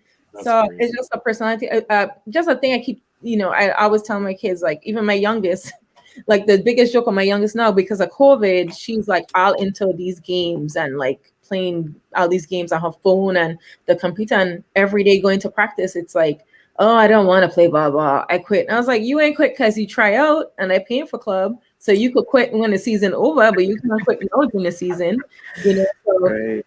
and like, but then like they had their first tournament last month, and the coach gave her like the little mascot. And the practice after that, the coach awarded her the team mascots because she was like the MVP of the tournament. The coach was like, she did good. So now my youngest is like, oh yeah, I can a mascot. I ain't quit no more. But I was like, but on the drive to the tournament, you quit because it was too early. You want to be playing your games. So yeah, I got my hands full with the little one. Yeah, the little one thinks my youngest is we like call she the firecracker. She'd talk the most out of my kids. She'd talk smack to Ayana. Like Ayana will be playing and Ayana will come over and she'll be like, man, Ayana, you miss your solve. You so gab, you can't solve. You had you can't set. She just going on and Ayana will be like, I want to see you do the same thing. And she's like, oh, I could solve aces. Don't worry about me. So it's good that she like competitive like that, but sometimes I gotta touch you like you gotta calm down, dude. Like, yeah. That's funny. In your experience, like, is it different? In basketball, like the talk of the town is we's old heads, and the style of basketball has changed, and we don't know how they play ball now. Like, is there like a generational gap in how they play volleyball today than how I used to play? Not really. Over the years, some rules have changed. Like when we started playing volleyball, you couldn't, when you serve, the serve couldn't touch a net. Now the serve could touch a net. The whole first contact or even second, the ball could hit anywhere on your body and it's still good. Back in the day, it wasn't. So even like, it was so funny. Like the other day, my daughter was playing in Pennsylvania in a tournament, and the other team, they were on defense. The other team had a kill. Well, it was the girl hit the ball down, so the libero stick her hand out just to get, and the ball pop up, and Ayana run and kick the ball up, and the ball went over, and it was literally a kill.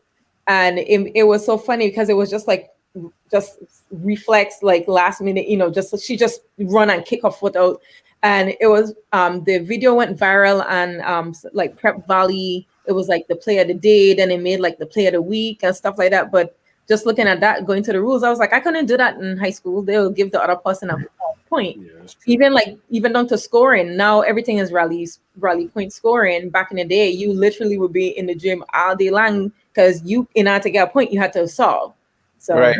So yeah, So that change? yeah. So now it's rally point. Oh, wow. So it's way faster. So no matter what, when it's side out, somebody gain a point. Right.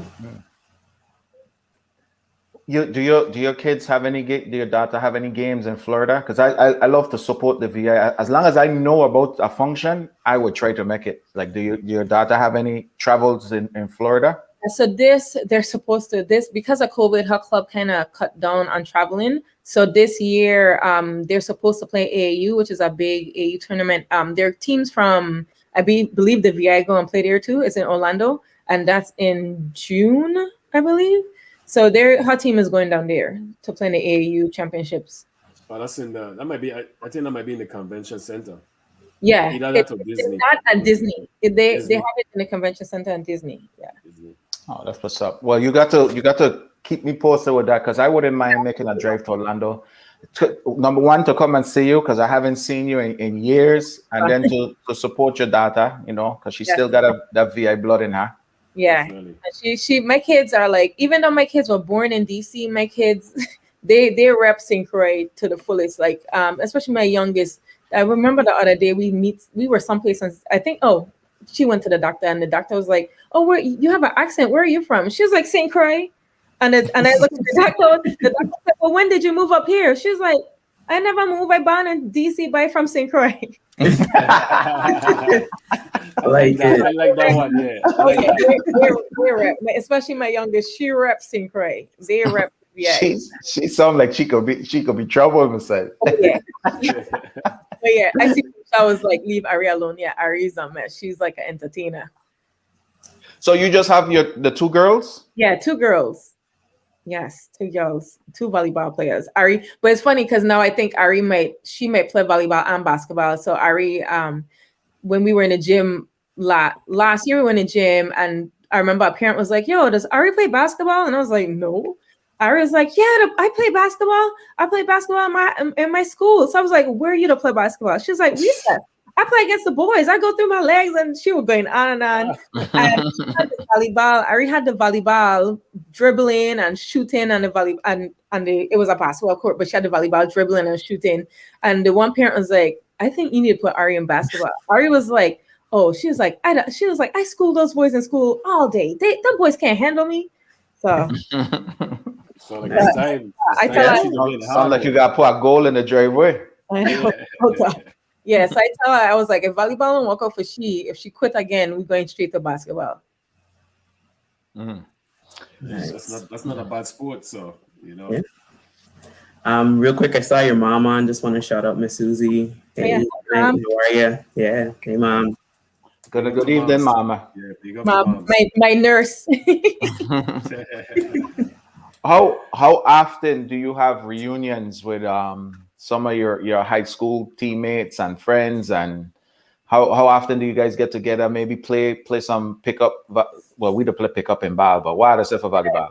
Just a regular game. You just a gym with it. It's so funny. Well, COVID, you can't really do anything. But Portia live up here in Maryland. Mimi is up here. That's Mirelle Pimentel. I don't know if she's on. Mimi's up here, but I was telling them, we up until like 2 years ago, we have a VI Posse volleyball team. So we play rec league. So we have a couple of people that played at Central when I was there, and even before play, Charmaine was on the team. We have a couple of people. We have people from St. Thomas there. So it's like Natasha Claxton and Josie Agis. Lisa Brown from St. Croix. So like we've been playing volleyball. It's funny, VI Posse, we've been playing volleyball out of college. And then for me, it was like 2 years ago because I just couldn't do no more with my shoulder. So, but yeah. Injury to have a tendency to slow you down. Yeah. my mother laughed. My mother call it the VI Posse broke down team because every time every time we play, somebody got injury. But it's listen,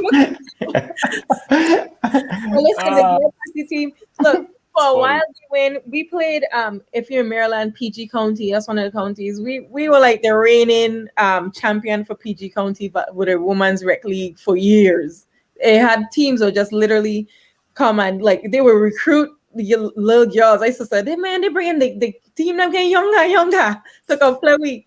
So like up until the other day, I was like, we need to start recruiting, and we would be laughing because we on the court. For us, it's just game together and playing and laughing. And these teams will be serious. They'll be bringing like former college players, and I'm like, man, we out of college for how long?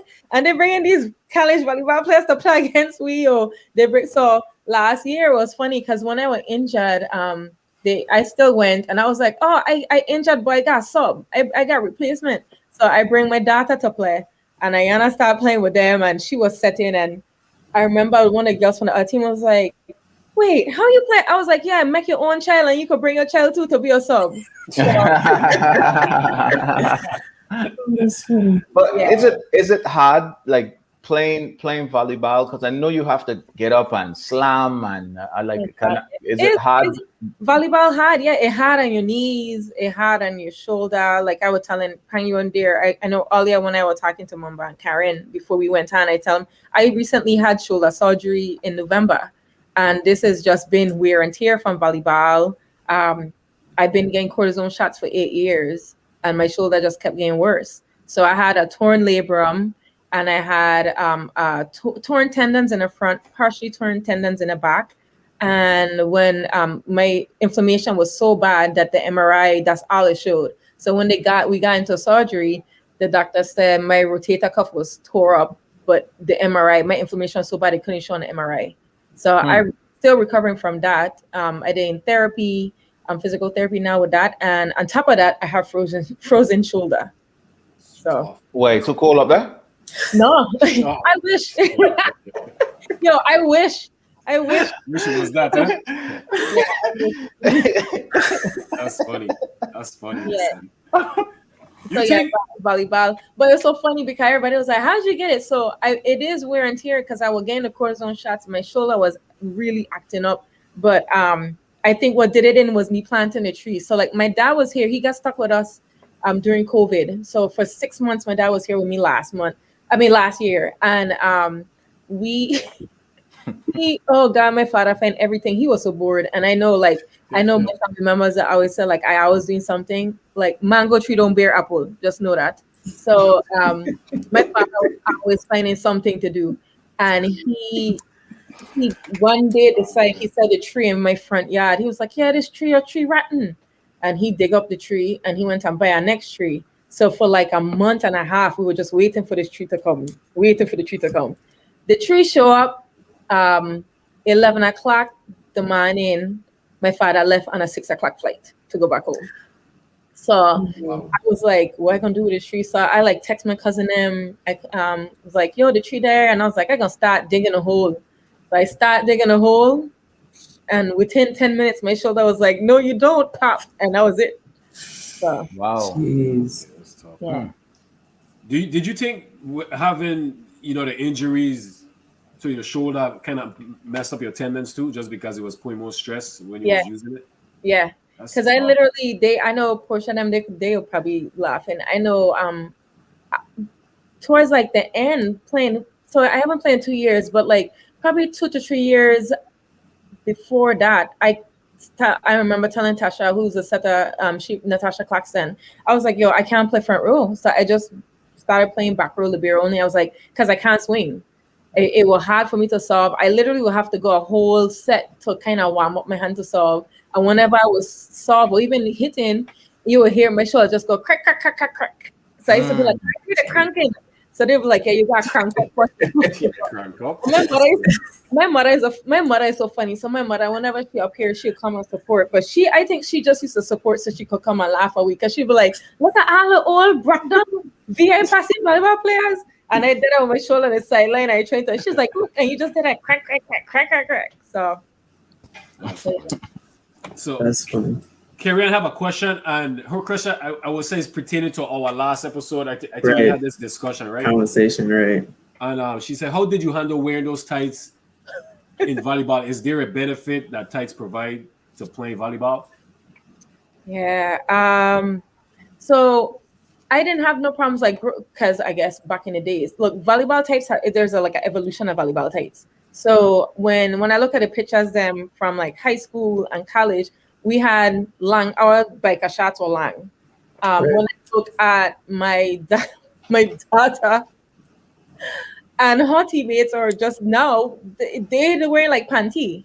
So for you and I've tried to play it in like big big basketball shorts before and it just didn't it's like you have to be able to move freely without worrying, okay, hope my pants don't fall down or my pants stay away or whatever. You need to be able to slide and get ball. But playing in tights, I'll never forget when we were practicing. So I was on the USVI youth national team and back in St. Croix. And when we were practicing, they gave us the panties. And I'll never forget, it took Miss Hapson came in, she was the panties, and it took us forever to find the panties, and we had to practice. So we practiced was the Juanita gym. So that's between Chabot and Kennedy. So we practicing, and all of Duzan from Chabot and Kennedy passing by. We're like, we don't want to wear panties in front of these dudes. But it literally looked like panty. It was like a panty. And she was like, I remember Miss Hapson saying, well, you got to wear it now and practice because when we get to Puerto Rico, I'm playing, that's what you're playing in. So I'm like, what? Usually I say, so our uniform was a long sleeve jersey with pant, and then our bottom was a panty.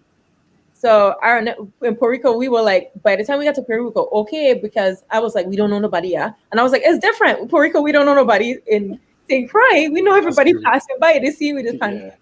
But yeah, them, and then Shami, so them panty used to burn rice used to ride up. Them panty were terrible. I ain't hear that in a long time, brother. Rice? Yeah. I ain't hear that in a long time. Shami, that's a good one. That's good memories right there.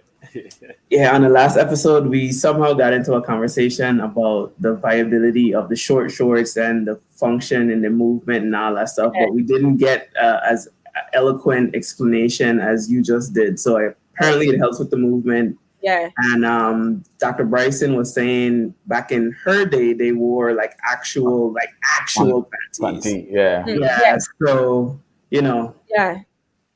Well, itself, yeah, it's easy, and so it's now like so funny.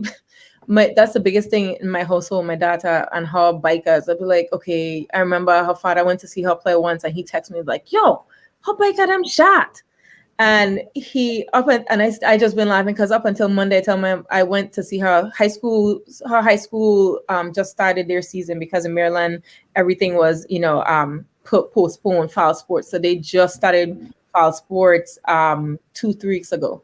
So last week was her first game, and I went to her game Monday, and I was talking to her dad, and I looked down and I was like, what are you doing? He was on Amazon. He was like, no, Ayana shots 2 shots. I gonna buy.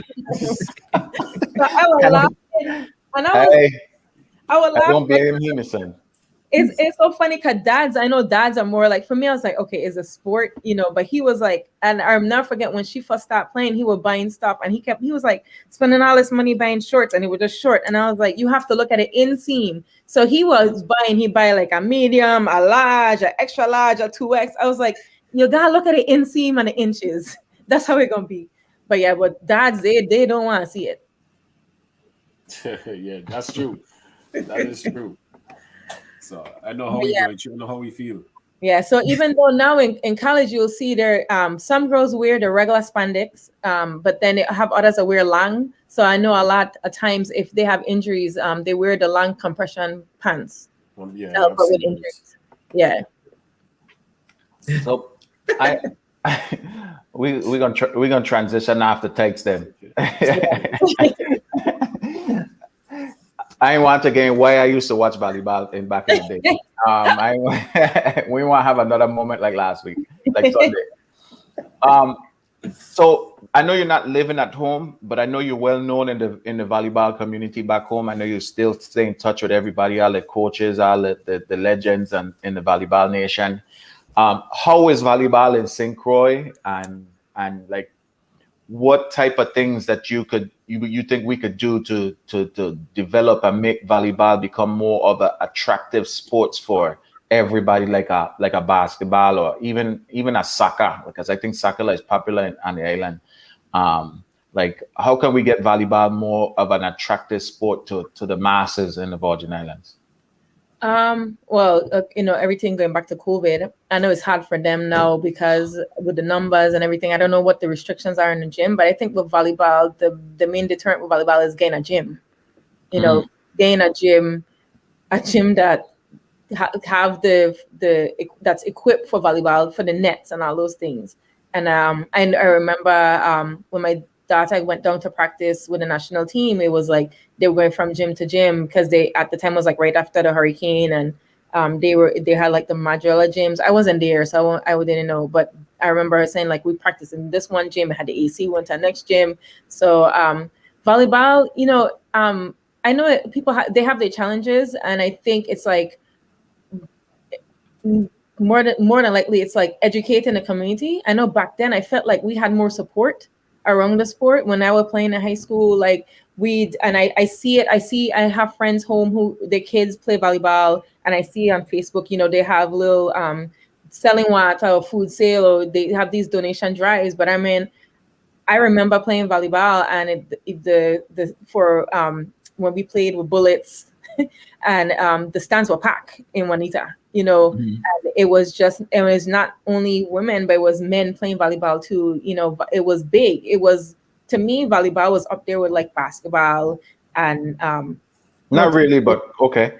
Well, in my personal opinion, I just messing with you, Jenee. In my personal opinion, we feel like people were playing stands for man league. So yeah, right. She put a snap on you. I see her already. I don't see her. To her argument, I have went to a couple volleyball game. I think I used to play in the annex. Yeah. I went to a couple volleyball game in the annex, and she is right. The gym used to be rammed. So yeah, you couldn't find, and I mean, even in the annex, the bleachers were only on one side. Right. It was hard to find some games. It was hard to find seating. You had to just stand up there by the door and peep in and try to watch. Volleyball was a big thing, and I think like everybody, I don't know how I think more young people need to get involved in. Because what we're gonna do, we can't keep waiting for the same people who taught us to be the leaders. We have to help them out. We have to be there supporting too. You can't have the same people. You can't depend on say, oh, well, they're gonna be there forever to run it. We're gonna, you really have to get more people involved, I think, or even the community. And I'm thinking like I think on Facebook maybe they started them from young, which is good. Where I think they had like elementary league and a public school, which is good. So I think you just gotta start them from young and get more people involved. And I know a lot.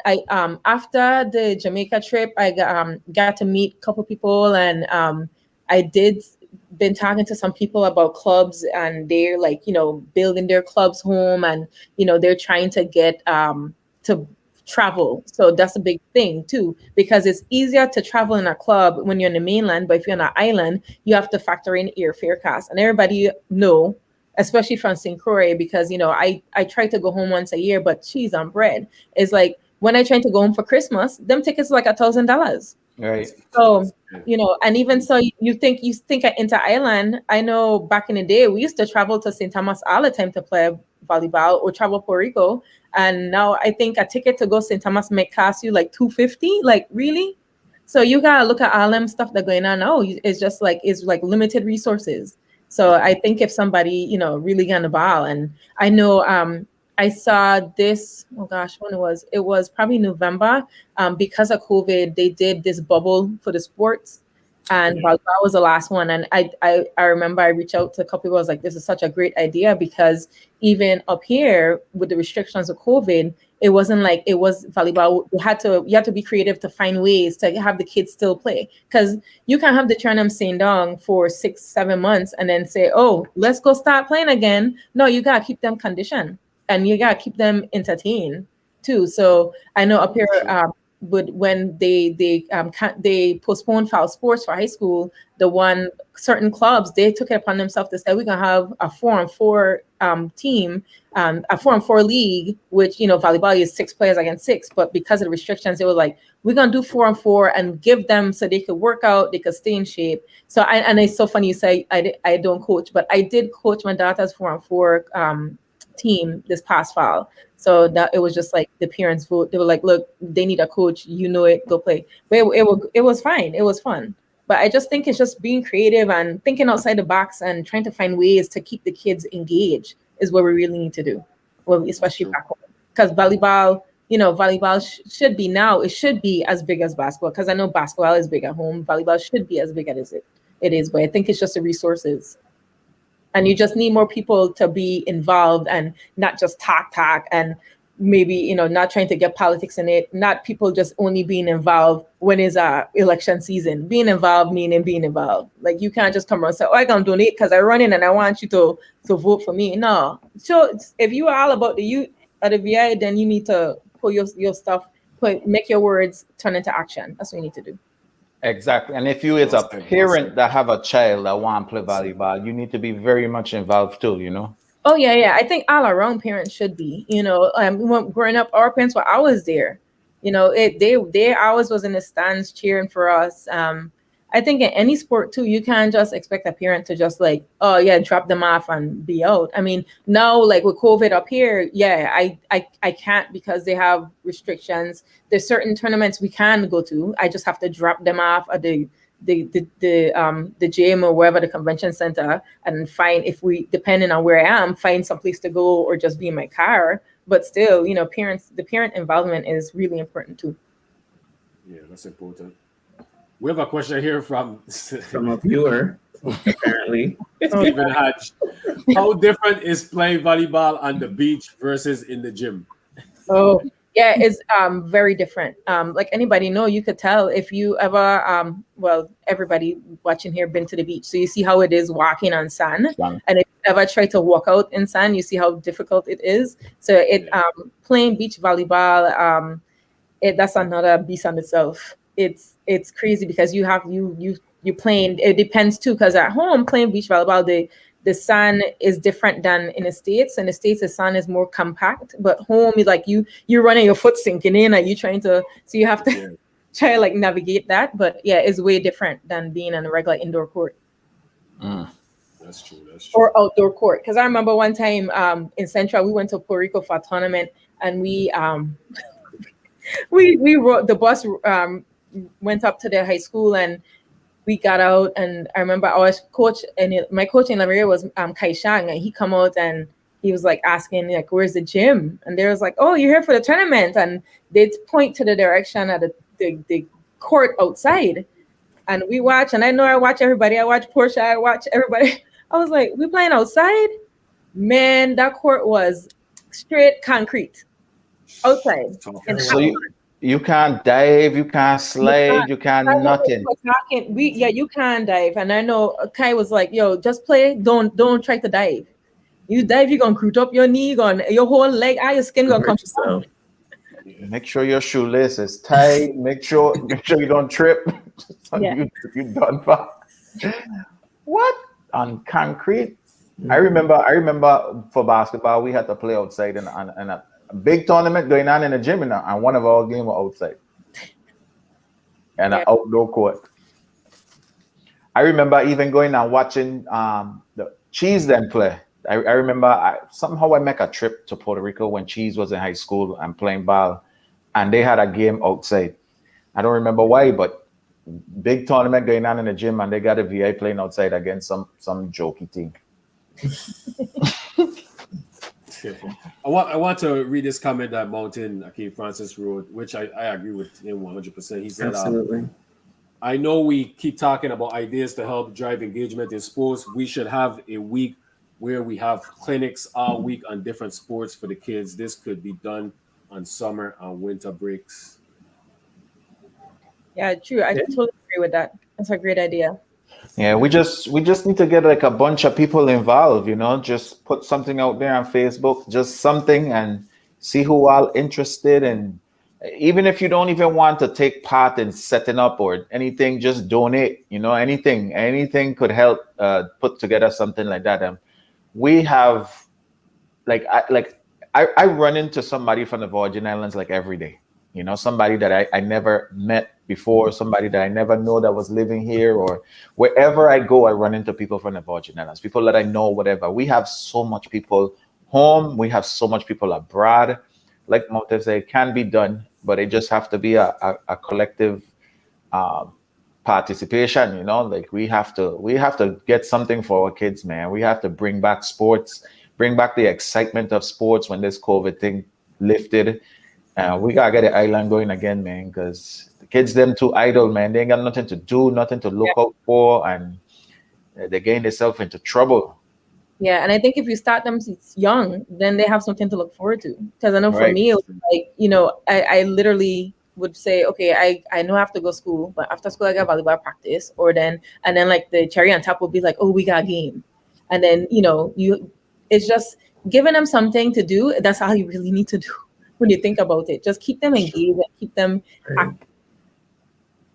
And it's easy too, because even with COVID, it's so easy for these kids to just get on being in the phones, playing games, just being gamers. I mean, that in itself is a sport. Yes, I have a godson who's a gamer, but and I learn a lot from him. But I think it's good to be active.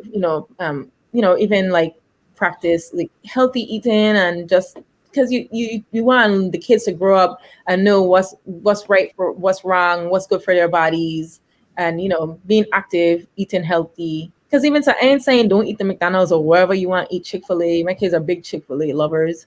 My father that said we need stock in Chick-fil-A. I think Chick-fil-A fries are legit the best. Because the best. That's it. I'm not like my family to laugh. I'll eat fries. With the Chick-fil-A sauce. Oh God, my kids Chick-fil-A, yeah. And the fact that Chick-fil-A sauce, they sell it in the grocery store. Like, come on, Chick-fil-A.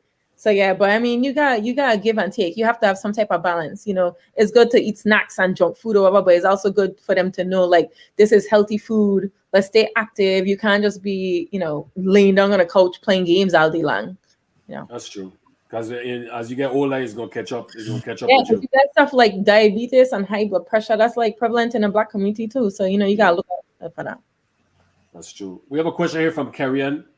Are there opportunities to play volleyball as a pro, like basketball as WNBA?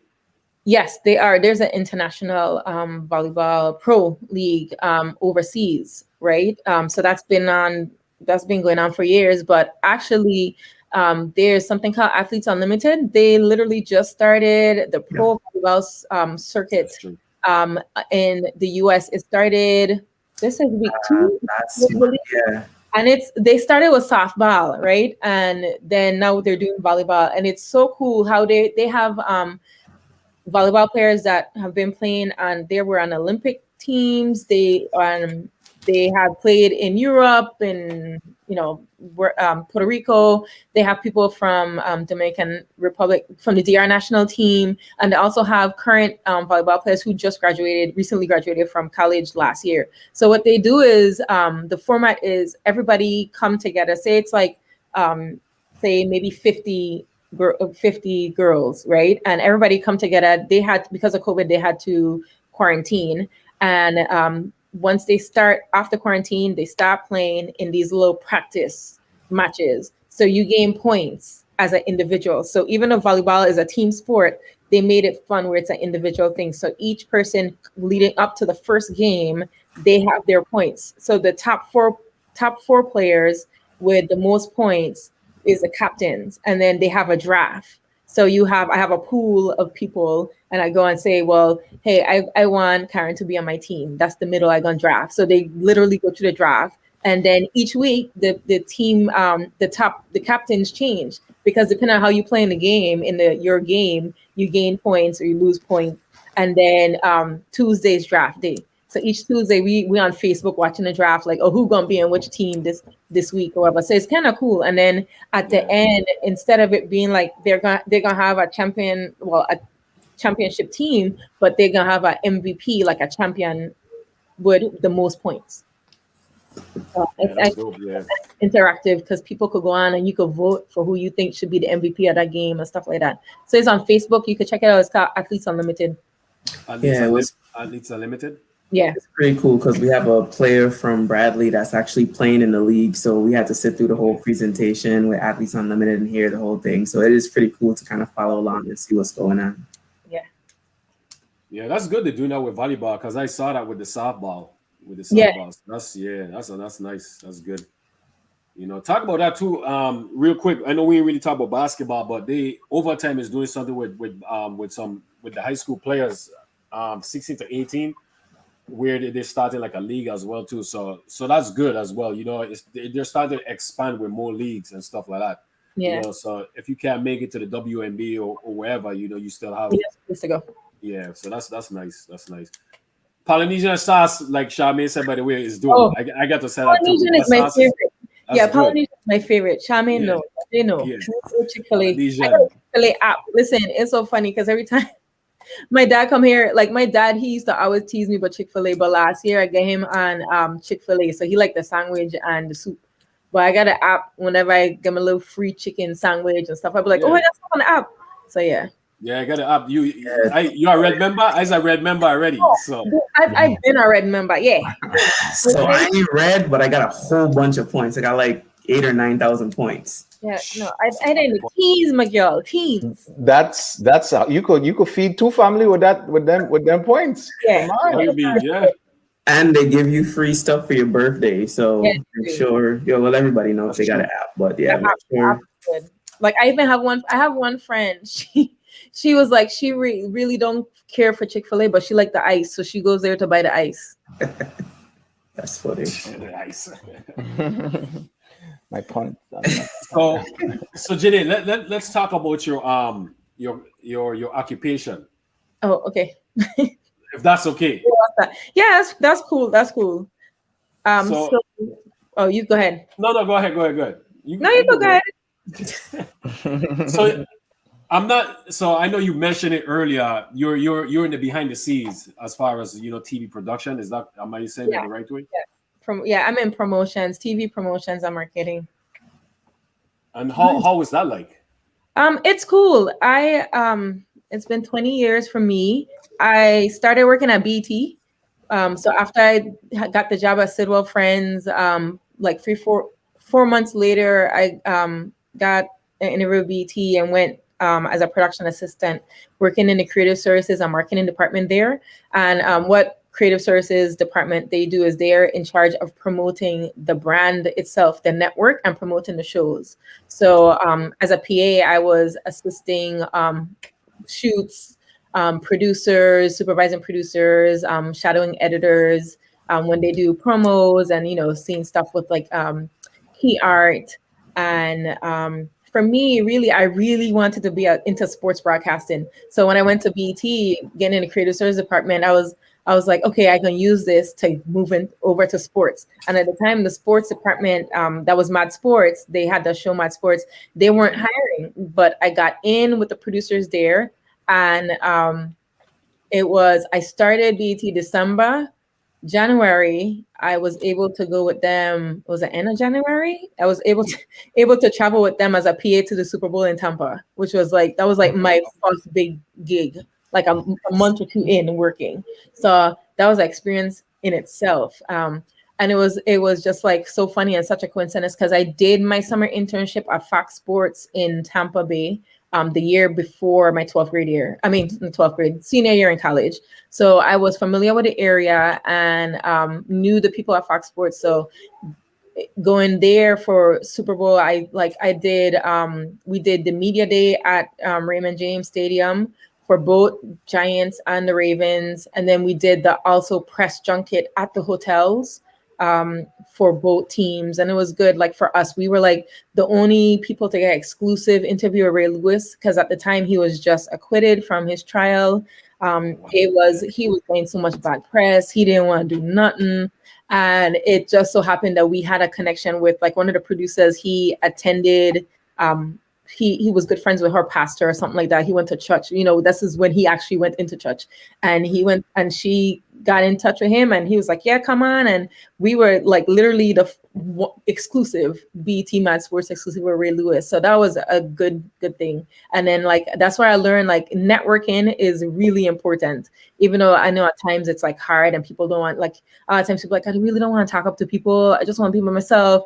But networking is it's so funny. Like one story when we were doing the Ravens press junket at the hotel, one of the players was like one of the like top paid, was it linebackers or defensive ends for the Ravens, and he wasn't really trying to do much, and like almost like, I just here basically because I don't want to get fined, so I gonna just talk. And in talking with him, I was like, his last name sounds familiar, and I was like, oh, I went to Howard with so and so. And he was like, that's my brother. And we started talking. I was like, well, I'm here, I'm working with Mad Sports, you mind?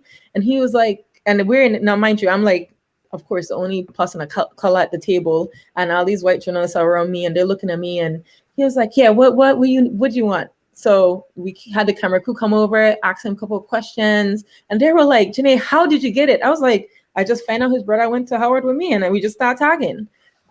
So things like that was cool. And then, it was good. We had Joe Clear as a host. So even though we went in the stadium, a lot of the guys, like I was laughing when I saw Marshawn Lynch the one time. He was like, I'm just here so I don't get fined. Next question. That's funny. So you have a lot of players, and you gotta think about it. Like they, this is their career. They just want to play football. A lot of people like, they go through media training, but who wants to be answering 20 million questions? So I remember we were there and Joe was walking around, and it was so easy for us because if you look at it, BT wasn't, Mad Sports wasn't at ESPN or CBS Sports or Fox Sports. So when you think about it, like, who is BT? Who are you people coming to be in the sports field? And it just so happened that Joe Clear was there, and he was walking around, and everybody was like, Joe, please. So all the players was like trying to come to us, and like all the other networks, I know they were pissed. They were like, who are these people? Or basically he's walking around. So we got really lucky in a lot of stuff. That was a great experience. That's when I first met Stuart Scott. When I tell you he's like my idol, like sports broadcasting, not only sports journalist, he's like one of the best journalists out there. Out for me, it was. And he really did us a solid. When I first met him the first day down there, NFL was being stingy with their passes and wasn't trying to give the whole crew. And he was like, nah. And he was like, meet me at he was like, meet me at the hotel. It was like the host hotel. And we, the whole crew went there. And because I think they were trying to give us like 2 passes, and it was probably like 6 or 7 of us, including camera and audio. And we was like, yeah, really? You just because we're BT. And met him, got there, and all of us got our passes. And still up to this day, I still have my little NFL Super Bowl pass media credential. So yeah. You had any Tim Duncan talks with him? Oh, with Stuart Scott? Yeah. No, I didn't. But I did. It's so funny. I did working at BT after I got in with them and got closer with the sports department.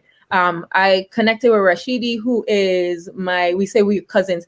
We're actually like god brothers, god sisters, because his father, my mother's god sister, god brother. But Rashidi went to St. Joseph, where I was, and that's when I really met Rashidi there. And when I was at BT, he came up with the whole Ballers Weekend experience back home in St. Croix. And talking to him, he was like, I have an idea. What do you think? And I was like, hey, let me talk to the people. And he was like, if I bring some athletes down here, would you guys cover it? And I went to the sports department. I was like, look, this is what they'll provide. What do you think? And they were like, yo, we like you, Jenee. We won't pass up a chance to go to the islands to cover any athlete, really. And at the time, we had football players coming down. And, it was good because the island got covered on Mad Sports. And then I remember that. Yeah. And the island got covered in Mad Sports. They did clinics for the kids the next day. It was like a big bash on the I remember we had like volleyball tournament on the beach in Kramer Park. Yep. Yeah, I remember that. I played it. I actually played it. I remember you playing. I remember you playing. You, Vele, Timmy. Yeah. A whole bunch of, I remember that. It was cool. That's when, and it's so funny thinking about it. That's when I met, Rack City, who was at the time to me too equipped. So Tiran and Timothy. So they were still, I think at the time they were over there in St. Thomas working at Coldstone, just trying to break through too still. So that's when I met them. And it was like, I literally formed a lot of relationships there through that. And that was the first year. And then the second year, oh gosh, I will never forget. I remember telling Rashidi, I was like, look, if you want them to cover, you gotta give me to me. If you want them to come down, you got to give it to me. And at that time, I had Mad Sports coming down, and I had I can't remember the magazine show. It was a next entertainment show. And I was like, I gonna bring 2 shows down. If you want me to bring them, you got to give it to me. And he worked it out. And I remember the interview with Timmy was after the game. So I remember saying there like, oh my God, I hope he do it. I hope, oh God, my job gonna be on the line. But it was cool. They loved it because like to me, really don't do interviews other than like, if it's like what ESPN or TNT after the game, whatever. So for this to be an interview that isn't surrounded basketball game and it's just he's in his element, he's in St. Croix, it was really good. We went back to I remember coming back to DC, everybody was like, oh, we heard you got Tim Duncan. And I was like, yeah, I got Tim. Ain't no big deal. That's a major deal. Oh yeah. I was like, oh, it's nothing. But then deep down I was like, yes, okay, friendly. So yeah. So that was cool. And even so it was good, working Rashidi to bring them down and do different shows. And then from that, people start talking in BET. They was like, oh, Jenee from St. Croix, we're trying to go down to the island. So one good thing we were able to do is bring Wrap It Up down there, which is like the pro-social. It was like about HIV, AIDS awareness. And, we took Wrap It Up, the tour, first to St. Thomas. And I remember when I went to St. Thomas, I tell them, I was like, yo, I will never live it down or I ain't going to hear the rest of it if we can't get to St. Croix. So they was like, yeah, we're gonna do St. Croix. And I keep pushing every day. I was like, when are we gonna go St. Croix? When are we gonna go St. Croix? So we finally got to go St. Croix, and it was good because I was able. We did Complex and Central, and they at the time, Vicky Johnson, who's like a real I call her Mama Vicky. She was they were Wrap It Up. She was like, we got to Complex, and I remember Joe Clay was a host, and she was like, oh, by the way, we're gonna let you introduce Joe. And I was like, I don't do this. I'm behind the scenes. I don't do. And she's like, no. She was like, nah. And it's so funny because they was like JJ. They was like, JJ, this is your home. This is St. Croix. You're gonna introduce. So when we did Complex first, and I introduced Joe. And I remember we get to Central. And I was like telling them I was bigging up. I was like, of course, being a Carib, I was like, oh, you can't love Central. Oh, the kids are best. Oh, Central is way better than Complex. Oh, my high school. Like I talked it up. And it was Joe Clear, Sammy, the R&B singer was there. Alicia Renee was there. And I was talking up Central. I'll never forget. And then when I went to introduce Joe, I walk up and I was like, go on in, and it was like crickets, and I was like, "Oh hell nah!" I was like, "I know I in him." Wow. I was like, proper I was like, "Oh, good morning, Central, hi Caribs," and they were like watching. I was like, "I know," and then I stopped, and I was like, "Oh, I know I in here." Me said, "Go on in." So let me turn it on. I was like, "Go on in, Central, hi Caribs. Don't try to shame me in front of these people I've been hyping up." And then the whole school was like, ah! You would have never had to do that at Complex, brother. They'd have definitely represent one time. No. What I can say though, let me go back to rub it in your face. So after we were done with Central, after we were finished with the whole presentation and everything, and the kids came up, it was so good. The the cooking class cooked, and it was, oh my God, that food was the best. If I can't even remember who the people were, but their food, and they were loving it. They were like, oh my God, this is the best. They cooked for us. It was like a little mini reception in the back. And I was like, yeah, this is my high school. Welcome. You're welcome. Thank you. Nice. You see, Jenee, if you didn't come on the Elite podcast, we would have never known you were behind the scenes of some of these things that are happening on St. Croix. Yeah, I like to be behind the scenes and keep it that way. Man, no. You can't take stuff like that to your grave. The people must know, man. That's big, man. You and Rashidi was able to get BET to come home because of your VI connection. You were able to get like big name. I know Joe Clear for sure because I used to watch Mad Sports every Saturday. Yeah. You get Yeah. an actual Joe Clear to come and talk to Yeah. Central kids and complex kids. You got Yeah. Wrap It Up. Wrap It Up was big, like coming Yeah. up when I was in college. Like you got Wrap It Up to come to St. Croix and St. Thomas. Yeah. Come on, you got to pop your collar a little bit, man. You got come on, like. And people, honestly, people, the younger generation, even me, because I knew none of what you just said. I knew Yeah. none of that. And people like us, like who the unknown, we need to know. This is stuff that we need to know, man. Like Yeah. I didn't know that, Jenee. You got me. My cheeks them is literally hotter because I smiling the whole time you're talking, just thinking, man. I know Jenee. Jenee got all this thing going on. Come on, you got to. I like to keep it to myself. I like to try to say as like the silent, like promotional whisperer. Like I'll just help out connect. You know, when I see things going on, I'll be like, I reach out to people like, yo, this person doing this or whatever. So I like to connect the dots, but I like to stay behind the scenes. I am not a fan of being in front of camera. Which is cool. But I honestly am glad you are able to come and share your story because I think this, just you being in media, this your interview might inspire a young girl or a young boy to want to go into your field. You know what I'm saying? And one of our own, you work for BET. Yeah. One of our own. I never knew that.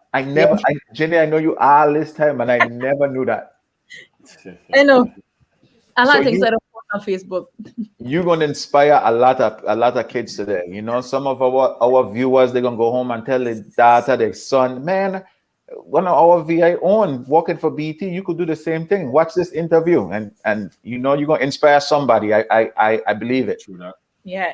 I know. I second that, Persia. I second that, by the way. Last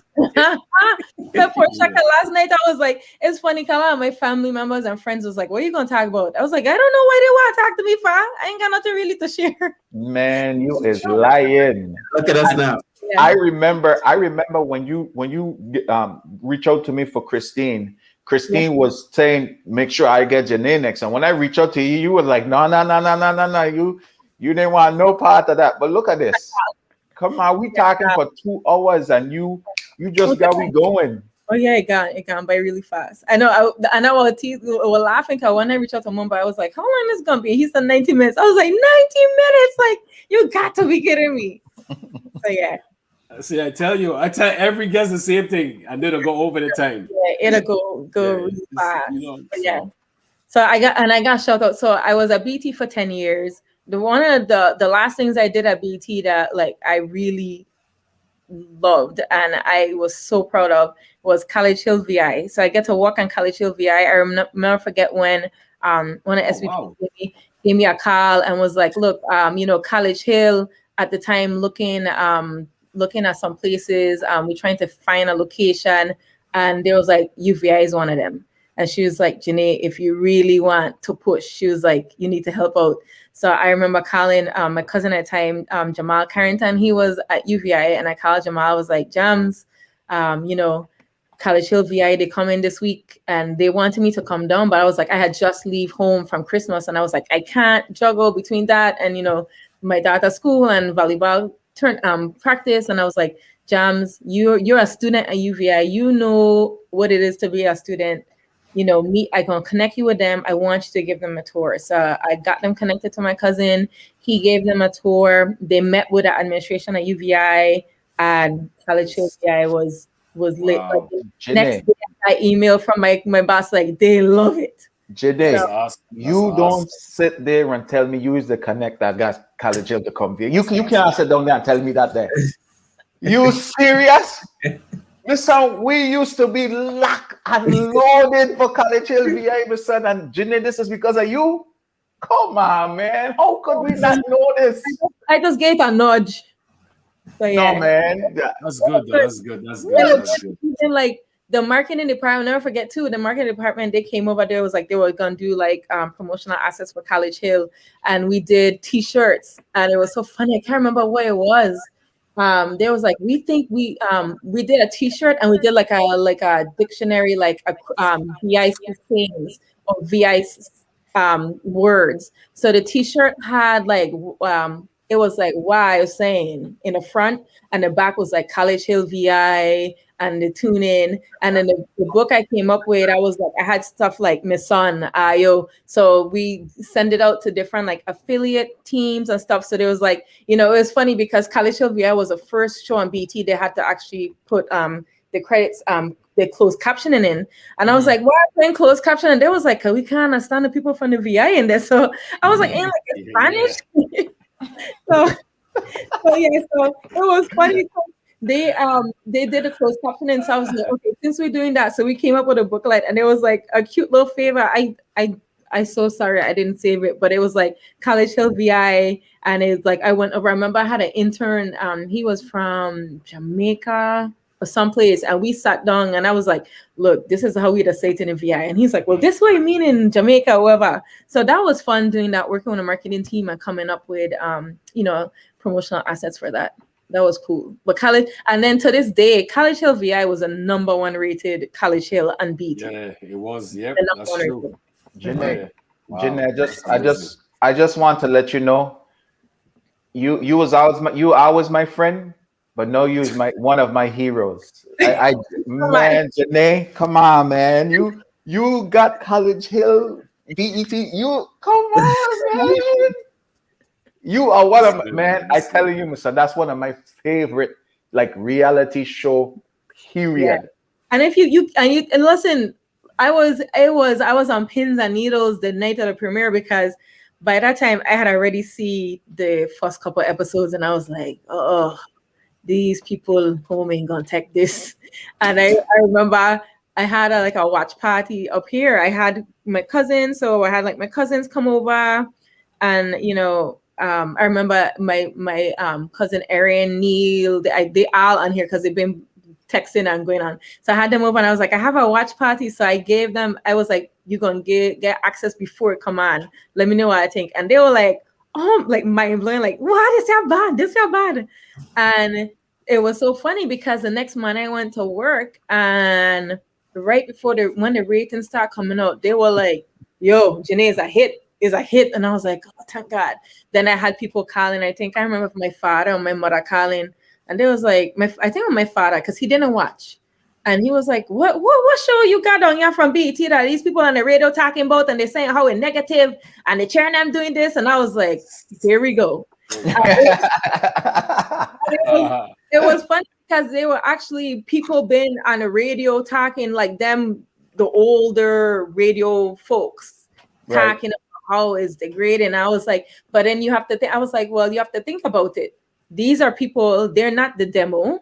You've never seen College Hill. And at the time, reality TV shows was very new. So you never saw College Hill, and you tune in College Hill thinking that it was going to be a promotional piece for the USVI. It wasn't. It was a reality show set in the USVI. It wasn't about the USVI. That was just the backdrop. Right. So it's like having to explain that to people, like it wasn't like we didn't BT didn't hook up with tourism and say, yo, we're gonna promote the USVI. No, they were like, we're going to UVI, we're gonna shoot a show at UVI, and that's what it's gonna be. And it was just it was like TV gold to this day. TV gold. Funny story before you go to Dwayne question, the first question. About 3 months ago, gone by a partner house and playing we gone and play dominoes, eat some food, and so just chilling, and slamming the domino, everything, going on by, we cracking jokes. The whole night, my son, this partner sitting next to me, my son. And I just finally come out. Anybody ever think you look like that partner from College Hill? And he was like, that's me. Partner cut off his hair on the tall dude, Chicky. He lived here in Jacksonville. This man sitting down next to me the whole night, and I watching this man for the whole night. That's funny. And I finally, like, anybody ever think you look like that partner from College Hill, my son? You're like, no. My other partner said, Bapang, that's the man right there. I said, no, dude. And I like a newborn fan. My son start asking the man a whole heap of questions. Cut off here, and so he was a little unrecognizable, just a little bit. But he still had the facial features, but I was looking for the long hair. That's the only thing that would throw me off. And Pana just there slamming down domino next to me all the time, and I thinking this in my head. But man, Jenee, proud of you, man. Sunil said, "God, get more." How would I know that, Sunil? Sunil, that's funny. Yeah, that is Sunil. Let him know, Sunil. Let him know. So, Mumba, you know that? You knew all of that? Me? No. Yeah. Oh. No. I don't. It's so funny, Pan, because I don't know Mumba. I don't. I literally know Mumba from this. I don't know Mumba at all. Yeah, that's true. Mumba he's a youngling. Okay. Well, I guess he was there when Leslie was there. So yeah. So man, let me get to. Go ahead. Go ahead. So you get to do any questions. So since you don't like being in front of the camera, how is it doing the parade for News 2 and being the face of the Christmas parade? Jeez. No, I'm the face. I don't think I'm the face of the Christmas parade. But how did that happen? One, of course, Rashidi texted me one day. It was probably like a day in November, and he was like, he'd call me Kid Dynamite because he was like, "Oh, you JJ, you Kid Dynamite, like you like JJ from Good Times." He was like, "Kid Dynamite, like I got asked a favor." So whenever Rashidi texts with like I got asked a favor or something like that, it's always something that's just like out to me. It's just like, oh God, what I gotta do? So he was like, "You want host with me at the Adults Parade?" And I was like, "Nope." And he's like, come on. I was like, nope, not interested. And he keep texting. And I remember calling my mom. I was like, Rashidi loses damn mind. He asked me to host it, but I don't host. That'll be behind the scenes. Like, if they want me going to truck, I could help them direct or produce the parade. But host, like, I was like, nobody want to see me on the TV. I don't want to do that. And we kept going back and forth. My mother laughing. She's like, just do it. Just do it. You never know. You might like it. I was like, I know I don't want to be in front of the TV. I know I ain't going to like it. And Rashidi kept texting like, Kid Dino, what you saying? He kept at, and finally I was like, okay, I'll do it. And then I flew home for Christmas, and I was having a blast, partying as usual. And then it was like 2-3 days before the parade, I get a text from Alamar, who used to work at TV2, like, hey, welcome, send me an email, here's the details. And I literally was like break out in cold sweat, like, oh my God, I'm about to be on TV. I can't be expecting this. Oh my God. And like that, I'll never forget that morning. I couldn't eat. And for me to go home and not eat is serious because I love my belly. I love food. Mm-hmm. So I was like, oh God, I can't eat my raisin bun from Thomas Bakery. Oh God, I can't do. And I went there, but Rashidi was good because when we get once we get there and I was really nervous, and you could tell because I remember the first time as I went on and I start talking, my one cousin texted and was like, why you yanking? This is the Crujan Christmas parade. Why you yanking? Mm-hmm. And I make a joke to Rashidi. I was like, I show him the text and he called, he was laughing and he said, yeah, Jay, they want to know why you yanking. I was like, oh, well, since we ain't yanking, let me start talking like regular. But I did it for 4 or 5 years, but to me, it got comfortable. I think for me, it was easy after, because really and truly, it's just, I'm only you only see my face in the beginning and the end. So in the beginning, when you come on, you're waiting for the parade, and everybody from home, parade could take forever to get on to the end, to the judging, right. So it's just small talk, banter, you going back and forth. The good thing is they try to get all of the commercial breaks fast, and they put stuff out and you just talking whatever. And then during the parade, once the band start coming, the cameras aren't on us, they're on the street. So you just hearing our voice. So after a little bit of fuss here, by the time we got to the third troop, I kind of got comfortable. I was like, oh, they can't see me. I could just talk and they're good. So that's why I always said maybe I should have stick to radio because, but still I like TV because I'm behind the scenes, but it just got comfortable after a while. So I did enjoy that working with the crew at TV2. And it was always something funny. That's the first time I got to ride a Segway. One of the years I've been in a dress and I've been back there in the back right in the Segway before the parade start. I remember producer was like, oh my God, don't hurt yourself. You ain't gone on yet. So it was cool. We had fun. Man, that is cool, Jenny. You never know, man. You never know, like how you get introduced to things, and that could be your retirement career. You know, you got something to fall back on. I don't think so. I'm not going on TV. No, on something else. We got we gonna go back to the College Hill. We have a question here from Erin. Erin,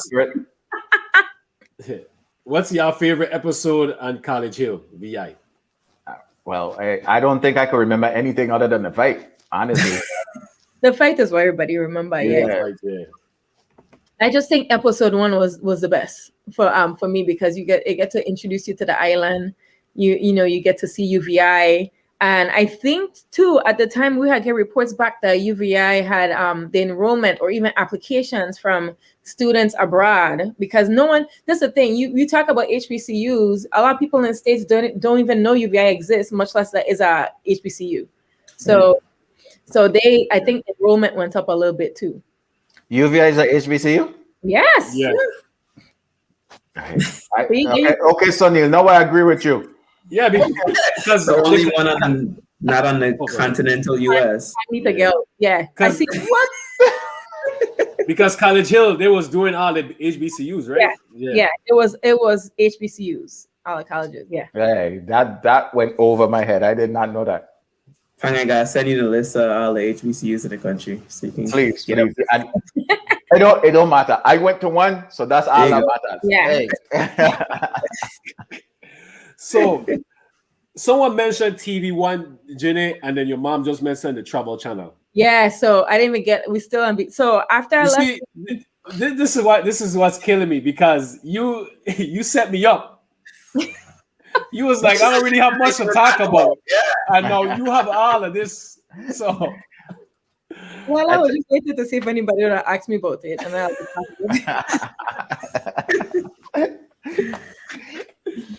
yeah. So I was a BT for 10 years. At the end, when I left BT, I was a senior planner for honor. It was a senior honor planner. So never forget, I got a call from somebody, and she was like, "Hey, we heard about you. I'm really interested in you. Coming over to Travel Channel." She at the time, she was like, "I'm looking for a coordinator, a planner," and I was like, "Well, right now at BT, I was like, I'm a manager. I manage planning and promotion." She was like, "Yeah, what about you take like this informational interview? You just come in and see." And I was like, "Okay." And I went in, met with her. It was Marissa, who ended up being my director, and we just kicked it off. And I remember being straight with her, like, "Look," I was like, "I really ain't." It was so funny. At that time, I was like, "Look, I've done it all at TV. I've been at BT for 10 years. I was like, at this point, I feel like just going on work target and just chill. Like maybe go back to coaching, but I'm really interested."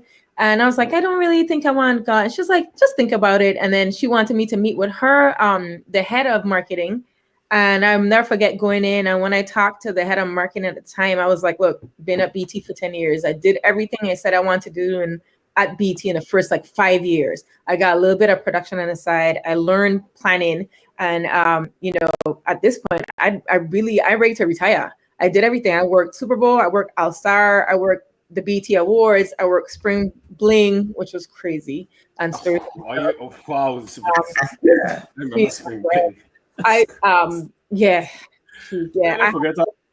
have stories of Spring Bling that is too, I can't even tell here. But at that point in my career, I was like, I'd done travel. I tired of traveling. I worked. I did what I was supposed to do. I did everything I felt like I wanted to do, and I don't think I could do anything else. And the SV, and I was like blunt to them, but it was something about it. The SVP, she was like, "No, I want you to think about this." And she was like, "Actually, you know what? Because she said, because in talking to you, she's like, the director loved the conversation we had in the interview. She's like, we don't want we changed the position from coordinator to manager, because I was like, I'm already a manager. I can't, for me to come back to a coordinator and it's just gonna be boring or whatever." She's like, "No, we'll give you the manager position." I was like, "Oh." And then when we started discussing salary, and I was like, "Oh, okay." And then I was like, "Oh, I guess I could leave." Yeah, I could leave. I'll leave. And I remember going back and forth. I was like, "Yeah, BT been great to me." I mean, BT was good, and it really was the best place for me to start up, because at BT, because at the time it was like the one company where when you go to other networks, it have like as an on-air planner at BT, I was the only on-air planner for 9 years. So I had job security. And I looked at other networks, they had like 5, 6, 7 different on-air planners. And I'm like, dude, I did this time by myself. So when I went to travel, it was like a whole brand new world for me, because it was travel was at that time a part of the Scripps network. So you had Travel Channel, Food Network, HGTV, DIY. Hold up, before you go any further, please don't tell me use the reason why they did the food thing down in in St. Croix, and they had that man by the roti truck. Please don't tell me that was you, Jenee. So at Travel Channel, I was in a meeting, and it was Bizarre Foods America. And they were at the time, budget cuts happened, and they were like trying to find places. They were like, we're trying to find like cool places for Andrew to go to. And it's Bizarre Food America. And I was like, well, America. I was like, why don't you go to America's Paradise? Go to St. Croix. That's a great place to go to. And I was like, you would love the food down there, and they were like, oh yeah. And then wow, Jenee, that's my favorite show. You had this white man down there with the roti target. Well, there you go. This is real great. You guys got to try this. And Jenee, that was you. Facts Mountain, facts. Facts Mountain. I just opened my mouth, Pang. That's all. I just opened my mouth again. Hey, that's all you have to. Hey, that's all you have to do. Just drive them down. Yeah, you did that, so that's good. I love that show. That's you said about shows. 5 things that just stuck in my membrane. I could never forget watching that on TV. Never forget watching College Hill. And you is my new hero. I'm telling you. Somebody get Pang under control. Somebody, we can't do it up here. Somebody. Mumba, as soon as she start talking about Food Network, I'm like, wait, hold up. Do not tell me Jenee is responsible for this white man by the roti truck in at home. Come on, Jenee, you should have been the first episode on the Elite Podcast. I'm telling you, man. I'm going crazy. Jenee, I even remember you said something about you done the BET Awards. I remember, if I'm not mistaken, you say you don't post much, but I think you post when you went to the BET Awards, right? Yeah, I post for the after party. Yeah, I remember that. I remember because I remember just watching your post and getting excited with this is somebody that I actually know at the BET Awards, something that I watch on TV. Yeah, oh, man, Jenee, I'm telling you, man, you down the top of my list of heroes, man. Trust me, believe it. This is amazing, man. This is stuff that everybody just sit down and watch on TV. I remember calling my coworkers. I watched the Food Network tonight because they're in St. Croix, and this man out there with this roti, he had just don't even know how to eat the roti. oh my God, Jenee, I am so proud of you, man. This is amazing. That's pretty awesome. That is amazing, man. So Travel Channel, I was there for 5 years, and I didn't do any traveling, which is like ironic, but it was good for me because at BT I did a lot of traveling and I needed that break. And toward the end, they made an announcement they were moving the corporate office to Knoxville, which is where Scripps was at the time, and they had these big layoffs, and I made the layoff and I got the package to move to Knoxville. And that was, for me, it was like a real trying time because I was like, oh God, I got to pick up and move me and the girls down to Knoxville, to a place where I don't know anybody. Only thing I know is the work, so I did everything, went sightseeing, did the go-sees with the realtor, went looking at the kids' school, and never forget one of my friends from BET, because I was reaching out to her because she was at TV1. When I was on the plane, after I did the whole tour, I was at the airport getting ready to board the plane to come back to DC. I got a call from my friend and she was like, what are you doing? What's up? And I was like, yeah, I'm in Knoxville. I just saw some homes, just leaving Scripps corporate, the Scripps Networks, the corporate building, I'm moving to Knoxville. My job is moving, so I can move. I was fortunate to keep my job. They had laid off a lot of my friends, and in my department, it was just like, I think me and my director, they gave us a package like, hey, we want you guys to move. And some of us got to, they literally was like, you move it to Knoxville, move to New York. And I got Knoxville, and I was like, oh God, like, okay. And she was like, you ain't moving to Knoxville. I was like, yeah, I'm moving to Knoxville. That's what the job is. And she was like, send me a resume. And she asked me if I knew something about Gripit, the software that I used to plan. And I was like, and I was laughing at the time. I was like, yo, I was a Gripit queen. What do you mean? I was like, I onboarded Gripit at BT. Like that's the software I started working on with promo optimization and all that stuff. And she's like, send me a resume. And by the time I got on a plane to board, which was like maybe 15 to 20 minutes later, I had an interview at TV1 set up. And I had an informational interview again the Saturday with the SVP of marketing, kicked it off, went in, and she was like, look, you don't have to come in again and interview me. But she was like, my boss wants to interview you. And this was where it was funny because I was in St. Croix. My cousin Erin Brathwaite, she just got married, and she was married to Anna Brathwaite, who you should have Anna on the thing, and I gotta make sure he come on. You need to get Anna on, because Anna was a scout with the Giants, San Francisco Giants. He out of Wim, he used to play baseball. So I was at their wedding, and I was the maid of Anna. I used to call myself the maid of Anna Zilla because Erin was not a bridesmaid, but I was like, yeah, let me do this, let me do that. So when I was home and got the email like, yo, your interview is so and so. So I had, I flew back up and was preparing for the interview. And I'll never forget the night I came back in, flying back from St. Croix into Baltimore. The flights are late, so we got in like midnight. And I just happened to open my email, and it was like, hey, my boss can't meet with you on Friday. Can you come in Thursday? And I was like, wait, today is Wednesday. Thursday's tomorrow. So I'll never forget, like, oh my God, I got interview tomorrow. I ain't ready. So I like ran in. I remember waking up, run down to Travel Channel, tell my boss, like, I got interview. I got to leave here in a couple hours, blah, blah, blah. Went to TV1, and the interview was with the president of the company, which it never happens like that. But he, at the time, Brad Siegel, he was like, wanted to be in a mix and like know who, his department heads were hiring. And we kicked it off. I had questions for him, and he was like, you're the first person I interviewed that had questions for me. So it was work. And at the time they didn't have like my background at that time was media planning and promotions, and they didn't have a position. So my SVP like, well, you coming from BT, you did production there, we gonna create a position for you. And so now I am the senior production manager, creative services at TV1. And so I get to do a little bit of the planning. I do plan for them, do the planning and promotions. And then it's just day to day, just making sure everybody, editors, the edit schedules complete, and, stuff running correctly on air. So yeah, that's where I am now. Okay, so I gonna dial it back a little bit. Because wait. Let me get to this question. Wait. Let me just say this, because I don't get out much. You know what I'm saying? Give me a little background of what TV1 is, because I don't know anything about TV1.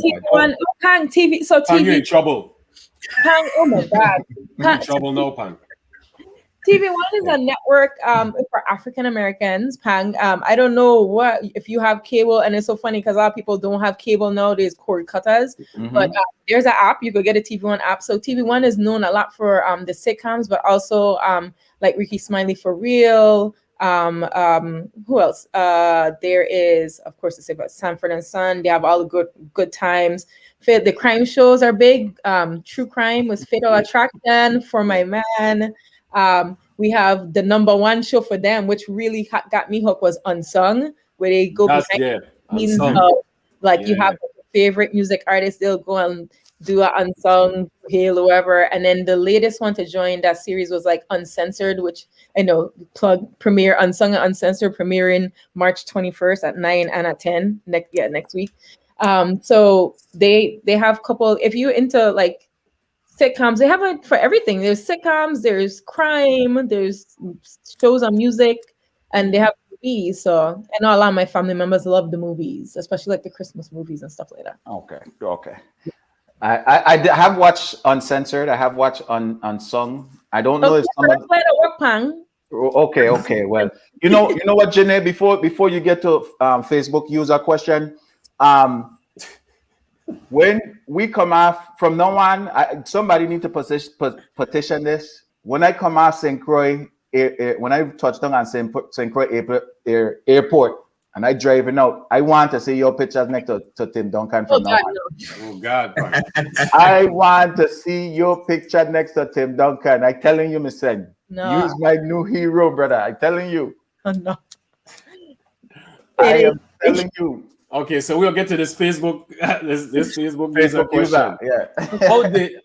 How did you manage excelling in your career while balancing motherhood?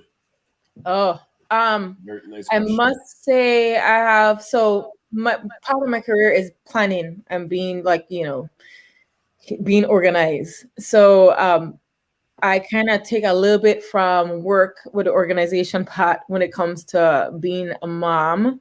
And I have a great village. I just happen to really be blessed with a good village. So my mom is retired, so if anything happens, she can always fly up, help me out. My dad will fly up. I remember, I remember like 2 years ago, I wanted to go on a soca cruise, Uber soca cruise, and I called my father. Cause my sister wanted to go, so my mother was home with my sister kids. And I called my father. I was like, "Yo, Daddy, I trying to go on soca cruise. You trying to fly up and babysit?" And he was like, "What? Babe, what?" And my father come. Listen, it was funny because he was like, "You need to write down, let me know." So I gave him like a list, a schedule, like, okay, the girls' practice is here, take them here, take them girls scout, take. I don't know, forget when I come back, he was like, "Oh no, this is a lot. This is a lot." But I mean, it happened. He did it, and then I just was good. It's blessed to have like my Erin, like I said, Erin's here. Her brothers, they're all my cousins: Jamal, Neil, Jamal, Jared. I know they're like on my text because I could see the text them coming through. They're here. So Jared, we live together. Jamal, Jared, we all live. So at a certain point, so it was easy for me to, them to kind of help me out with the kids. I have, I have like friends and who became family members too, who like, if I run in late or I need somebody to pick up from aftercare, they'll go get the kids for me. So it just really was like my Maryland crew been really good and blessed. Like I said, like, I've been blessed to have a good village and support team around me to help out. Well, when the next time I got a party up there coming, sound like I got a real family up there for real, yo. Yeah, we got my it was so funny. The last time I had a birthday party out back, it was epic. And my friend could say like we'd go hard. So, Jenee, send me the invite. I ain't gonna be there. I just telling you, if you don't are you if you're a drinker, like my female friends that outdrink the men. Oh no, I can't drink. I gonna tell you right now, I can't drink one liquor, actual liquor. I could drink beer. I could drink beer all night, but one actual cup of liquor, no, so I ready to go sleep. So yeah, knows that. And I know. So I also have to take back and shout out my sister. Cause I know she probably gonna say something too. My sister, when she was in college, Janelle, when she lived up here, I remember I had my daughter her freshman year of college, so she helped me out a lot with Ayana when I was at BT and traveling a lot too. Janelle really helped me out because we lived together, and I mean, she even said that I made her college experience miserable, but that's her own opinion. But we just joke around with that all the time. Big up to Janelle. I haven't seen Janelle in years. Both of you. I haven't seen her in years. But let me ask you a question. You got to connect to the soca cruise because I train and go. I don't have the connect. I mean, they said they're cruising. I don't know what part they're going cruising this year. That's funny.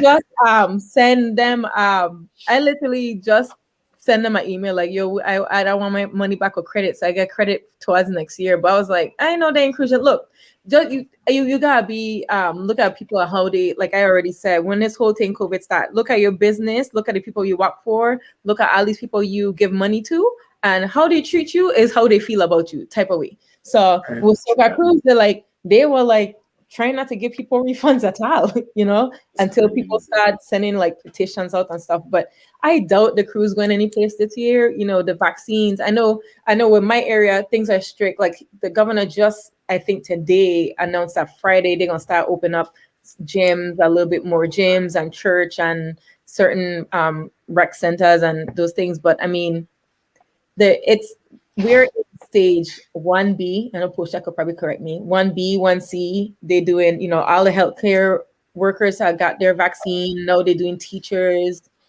schools. I mean, schools just started in some counties. The school doing hybrid, so kids are still virtual. I don't see, maybe because it's Florida and Florida never really closed, but I don't see it happening this year. But if it does, peace, good for them. I'll see them next year. Right. I won't go this year either. No, especially a boat. You know how that's like, oh God. I need a full year to watch and see what go on, and then then I'll think about it. And a cruise ship, Jomi that is. Yeah, true. That's but true. with your experience, did go to a soca cruise? What did you? Oh, I did. I've been at Uber 3 years in a row. Yeah. So how was your experience? I like to ask people that because I have my first year was like an eye opener. It was only one ship. It was good. Everybody was on there. The artist was mingling more with the people because there weren't no like specific sections for VIP. Like everybody was VIP. Really, you couldn't have a VIP section. So you hanging out with all these soca artists around. It was really cool. The second year, the VI took over the boat. VI took over boat 1. It was like that was the first time I ever been to any type of jam concert or any event outside of being home. And I was like, oh damn, people know we like they're playing our songs. They, the DJ is calling out all the islands, and like one of the last islands is like, where the VI there? So I mean, it was good. I felt like VI pride. The third year I went, it was cool. I mean, so we had, it's an experience for everybody to, and that was like, I've never been on a cruise ship. My first time on a cruise ship was a soca cruise. So it was like, that's good, man. I definitely living it up, man. Jenee, I'm proud of you, man. This was fun, Jenee. Honestly. Thanks. So I think I don't call out to walk tomorrow because I don't want to lose this high. So we coming to the final stretch, Jenee. Yeah. We're coming down the final stretch. So I'm gonna ask you some quick hitter questions. Oh God. First questions, you good. You're doing good today. So first question is, since you've been a pretty good dancer growing up, do you keep up with the popular TikTok dances? No, only if and then my daughter TikTok, my 10-year-old TikTok. That's it. She's the one that she'll be teaching me stuff, but I can't say I know most of them. Yeah. Do you have a TikTok account? I do, but it's just to kind of manage and check in the young one. Facts. So I'll get to the. Go ahead, Pam. I was gonna ask the 2 panelists up top. I got a TikTok account. No, neither do I. we get to Eric question here. What about CGR? So CGR, I don't know if you guys aware. Have you heard of Caribbean Girls Rock? Yes. I think I've seen. Yeah. Caribbean Girls Rock. So Caribbean Girls Rock was started in 2013 by Patrice Deshabert. She's from St. Thomas. She went to Howard, and I met Patrice at Howard and myself. So we started it as just to highlight Caribbean women, give them their praises, their flowers. So we are on Facebook, we're on Instagram, and we have a website. And when we started, we were just like, we wanted to just, even if it's highlighting people from the women from the Caribbean that people knew or people weren't aware of, that was our main goal. I remember when apparel came in, we got shirts made for Atlanta Carnival. We were like gun who like we're gonna just wear our tank top and sell shirts. We're going to Atlanta Carnival. We're just trying to promote our website so people could watch our interviews and read the Q&As and see about the interviews. And like one person buy a tank top from us, and we took a picture in a tank top at the parade. And when I got back from Atlanta, I posted a picture, and it was just like Caribbean Girls Rock. And then it just took off from there. And apparently we had to learn about apparel and merchandising, and doing so. We we have that. It's just a good platform, just to highlight women, in the Caribbean, from the Caribbean, with Caribbean background and heritage and all that stuff. So check it out, CaribbeanGirlsRock.com. That's one of our babies. That's what's up, man. And you said, and you guys have an IG, Caribbean Girls Rock? Yeah, so it's official CaribbeanGirlsRock.com. Yeah, and then I know they did. USVI ambassadors did a thing on us a few years back, and it aired on TV too. Say the IG page again. It's official Caribbean. It's Caribbean Girls Rock official IG, I believe it is. I'll have to send it to you if I didn't get it. I'll have to send it to you. But it's Caribbean Girls Rock on Facebook. Okay. Yeah. So like for this month, the month March, since it's Women's History Month, you'll see we highlight someone from the Caribbean or Caribbean roots. We just highlighting, and it don't necessarily have to be an entertainer. We found people in politics. We athlete, like I did. What's her name? Aaliyah Boston. I did that. Yep, that's it.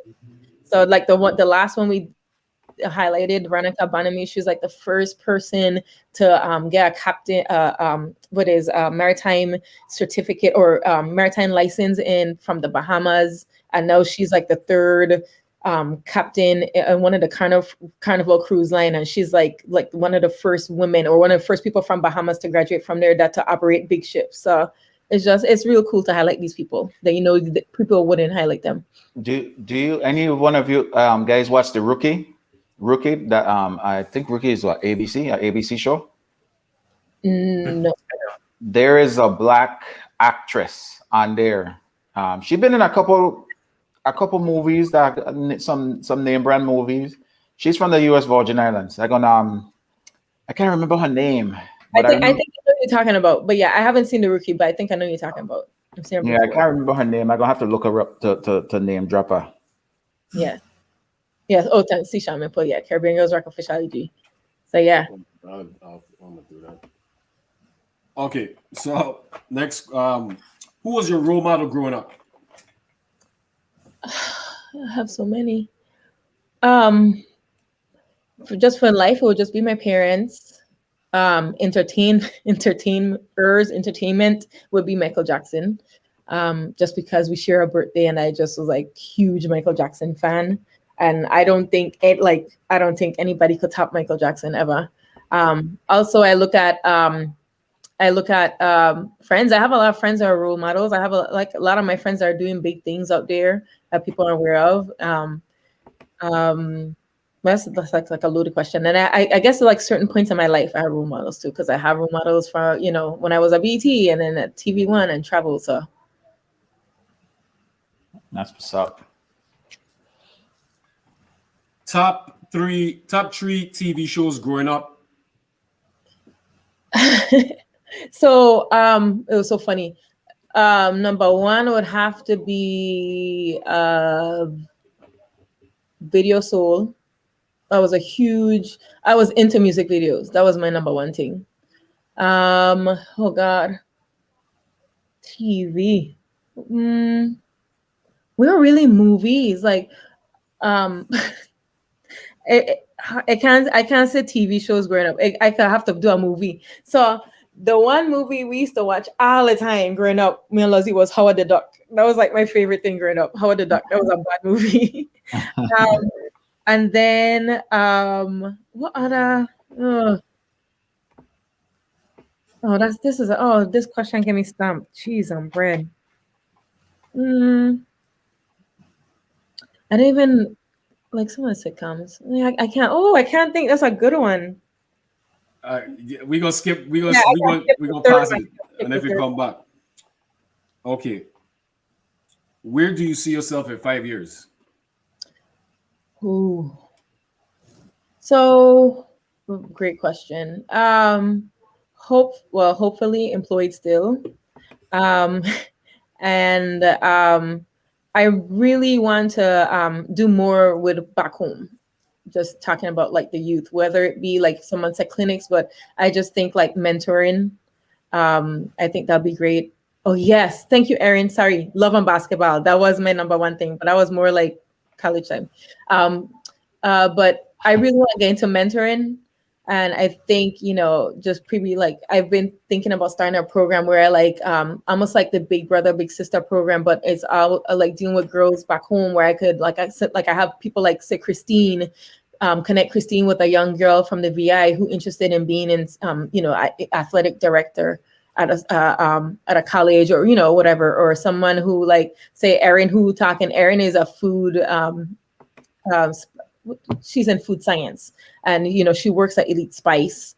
Portia is in occupational therapy. So I just have all these friends doing different things, and I think it'll be great to pair them up with as a mentor with people home.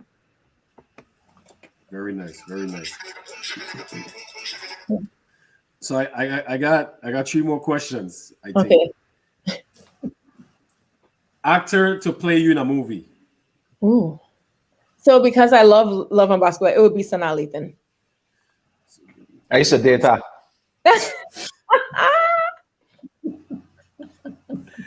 Oh, Kyle, you're hilarious. Yeah, we got something in common. That's my favorite movie too. Yeah, love and basketball. I totally forget. I was thinking growing up like young child, but literally love and basketball was my favorite. Like I even had the DVD. 5 words that describes you. Ooh. Blunt. Um uh caring. I do care. I care. I care a lot for my family members, my friends. Accountable. That's the one thing I always would be saying. Like, if more people, more adults, be accountable for their actions and everything they're doing, the world would be a better place. Facts. Oh me. I don't take myself serious. That's the thing. I don't take myself serious. And I think like humble because I have, like, I always have to go back to my village. I have a great group of friends and also my family members who keep me humble. Like, you have no idea, my phone blowing up and it's just pure jokes. And, this is to them. They're like, why you done? Why do I interview? Like, who is you? So they keep me humble, really, with that. 5 dinner guests, dead or alive. So definitely Michael Jackson. I would get Oprah. I'd love to pick Oprah brain. Bob Marley. I would bring my brother back to dinner so we eat. And the last one, wow, it would probably be like Shonda Rhimes. I really like her writing. Oh, no. Your mom said you read a lot of books, so I'm gonna try this question. Oh yeah, growing up, so I read a lot of books growing up. It was just a hobby for me. Like, I love reading books, and it's so funny because once I got into TV, I kind of like stopped reading books so much. But like during COVID, I got back to myself. I was like, okay, I gonna start reading more. So I had like trying to read a book a month. So it was before let's see. One of the books that I did read, like I said, Shonda Rhimes, she had like The Year of Yes, where she talked about saying no.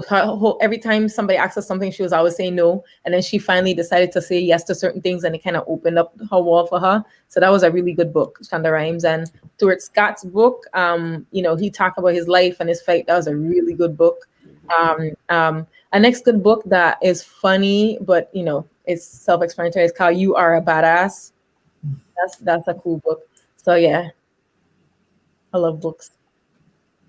Who would you like us to interview on the Elite podcast? Oh, so I think Portia would be a good one. Portia Gregg. She have a good story. I'm gonna Portia up. Portia played basketball, volleyball, and softball back home. She played volleyball. She was good in archery. Yeah, she was good in archery. And I believe, Portia plays softball at Benedict too, but I know she played volleyball at Benedict. She'll be good. And then Portia have a good story too. She have a really good story. If you want to talk about volleyball, definitely Vanya Blake, Melissa Shang. Who else from home would be good? Let me get my list together. I'll text you. Okay. Now this is the big question, yeah, and this just came to my mind just now. When is the Elite Podcast gonna be on TV One? That's what everybody tried to find out. Just joking. Let me talk and see. Let me see if I get our green. I'm joking, man. I'm joking. Yes. Was there anything that you wanted to bring highlight to, anything that you wanted to touch on that we didn't get a chance to talk about, anything that you want to share with your fans out there? Because you got a lot of fans out there. Anything you want? So one thing I am working on, I'm launching. Well, I am launching on Friday, so I speak into existence. So I've been working on my girls, my daughters and I. We work on a company called Melted by Croy. So it's on Instagram and Facebook. So Melted by Croy is just give you a little backstory. My daughters love candles, and I really don't like candles because I'm like, I'm gonna burn down my house. But especially my youngest, and I had a little issue where she like lit the candle and hear somebody come in and pour the wax down the drain, and I had to call a plumber. So that kind of like gave me inspiration to create Melted by Croy. And what we do is we create wax melts, scented wax melts. So I don't know if you've seen like the burners, you could plug in the burner and you put the wax melt in the burner and burn. It's fragrance, for your for your house. So we been working on that.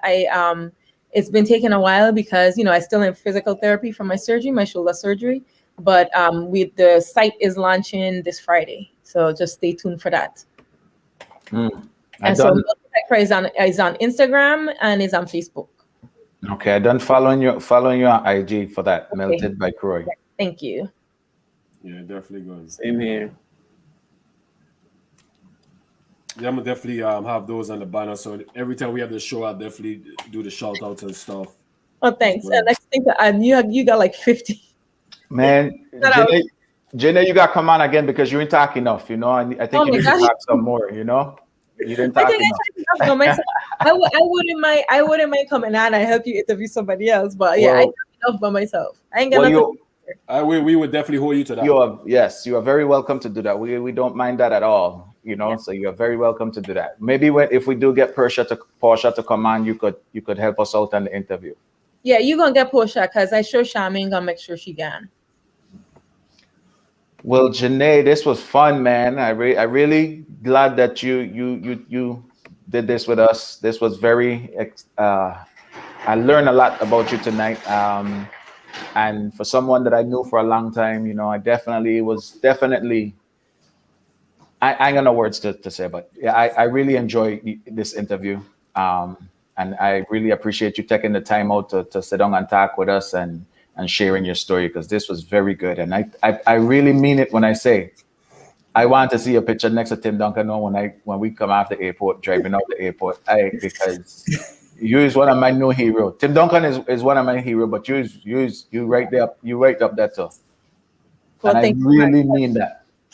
Yeah, I don't think that can happen, but thank you. Yeah, I ain't gonna push for that petition, but thank you very much. I gonna pull one of your IG picture them, and I gonna go plant it myself.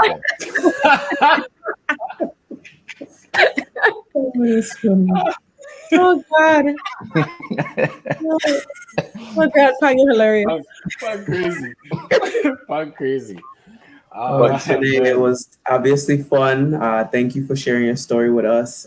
Today's actually my birthday, and I don't do stuff on my birthday, but I said I would come on. Yeah, Karen, you beat me to it. You beat me to it, Karen. I was about to say all of that. Oh God, you beat me to it. Right, and I thought long and hard, but I was like, I know of Jenee, but I don't know her personally. I don't know her story, so I came on to hear it and share with everybody. So definitely thank you for letting us know how great you are. Thank you so much, Karen. Happy birthday, Karen. Thank you. Yeah, I was gonna. That's what I was gonna say next. I really appreciate Karen coming on. Like I was gonna say, today's her birthday and stuff. So I definitely appreciate her coming on for Women's Month and helping us out. Because that's what we wanted to do. We wanted to have different females come and host the podcast for Women's Month. Just switch it up. Because there's so many different women from the Virgin Islands doing a lot of good things. So it's just good to get their stories out. They don't have to be successful, on TV and everybody knowing them. Is just like your story is a perfect example. Like you're doing everything behind the scenes, and for us to get a chance to hear your story and everybody get to hear it as well, witness it. It's amazing. I definitely appreciate you, Jenee. You're very, very humble. You accomplish a lot. You have done a lot for the island, for the Virgin Islands, and you don't really have to mention it and stuff. You just do what you got to do, and that says a lot about you and says a lot about your character and stuff like that. It's just all about inspiring and each one teach one, and you have been doing it, the right way. So I definitely appreciate you and thank you for sharing your story with us. I said 90 minutes and we over 3 hours. So you know what I need from you, Jenee? Oh, I love. I don't know if you ever watch shows like the Newsroom, Morning Show, things like that. That's like kind of like in your field. Like I love shows like that. We need a documentary of you. I'm calling it right now. I don't know. You mean we just had a documentary, right, Japan? Facts. This could be a part of the documentary. We need a documentary about you. I'm serious. We could do a documentary about St. Croix. I think we need a documentary about sports and the overall evolution of sports in St. Croix. We could do that, but I ain't trying to do no documentary myself. I ain't that interested. You are not interested. Obviously you are. Thanks everybody for the birthday shout outs. Yeah, definitely. Thank you to all the viewers. Everybody on YouTube watching. This is the most views we have had for our guests. So make sure you guys subscribe to the channel to help support the podcast is for the VI. Honestly, all this is just for the Virgin Islands. This is for the Virgin Islands. So I definitely appreciate everybody that has come on and shared the story. I appreciate Pang, I appreciate Karen, I appreciate Tegan. Because we take time out of our day to do this. So make sure you guys subscribe. I'm gonna be hunting. I'm gonna look for everybody who doesn't subscribe. So one question. What a Jersey doing there? Huh? The Jersey. I see everybody repping something, so I had to come and rep something too. That wasn't there when we first start. I wish I great. Talking about that. Jenee, someone, I think it was Charmaine said that you rocking one of the Caribbean girls rock shirts. So can I show it off? Cool. So you'll see we have a online store, CaribbeanGirlsRock.com. So you'll see that. Yeah, and if you know anyone you think we should highlight, like Pan, you brought up the girl from you said Rookie. If you knew anyone we should highlight, just send us a quick DM and we'll highlight them. That's fine. All right. Somebody mentioned her name. I'll look it up and I'll send it to you. Yeah. Okay. And what's that girl from Power? She from the Virgin Islands too? Oh yeah, Naturi. Yeah. Her family from Croy. How's the girl name? How you pronounce that name? That's her. Yes. Yeah. Cox. Yes. Yeah. That's her. She from St. Croix. Yes. Well, this is good. Beautiful show. Definitely. Very nice. Thank you guys. I appreciate it. No, man. And this was all for you, Jenee. This was your night for Women's Month. We just hope to have some more and keep it going. And even outside of Women's Month, you know what I'm saying? Because a lot of successful men, they don't hesitate to say some of the reason is the backbone that they have behind them is their wife, their girlfriend, their mother, their sister. So. Women are just deserving of the accolades just as men, you know what I'm saying? So this was real good, and you deserve every good thing that come to you, Jenee, because this was definitely a good story and for everybody to hear. And to all the people who sign on and stuck it out with us for 3 hours and 7 minutes and counting, appreciate Ayo. There's no us without Ayo, and just keep it going. Tell a friend to tell a friend. Subscribe to the YouTube page, follow the Facebook page, and just come and hang out with us, man. If you thought tonight was fun, we do this almost every Wednesday, almost every Sunday. Come out and hang out with us. Sunday, episode 63, featuring Chanel Richards. So we have Chanel Richards coming on, and then next week, Wednesday, we have Lorna Davila as well too. So we're gonna keep moving. Yeah, that's. Great. Yes. Thank you guys so much. No problem, man. You have a good night, and I will start to watch TV One some more. So I could say, one of my friends got something to do with this right here. You know what I'm saying? And we're gonna do it big. I appreciate it. Yeah. Thank you to everybody. Nice. Thank you to everybody. Thanks, Good night, everybody. everybody. Have a good one. Drive safe. Yes.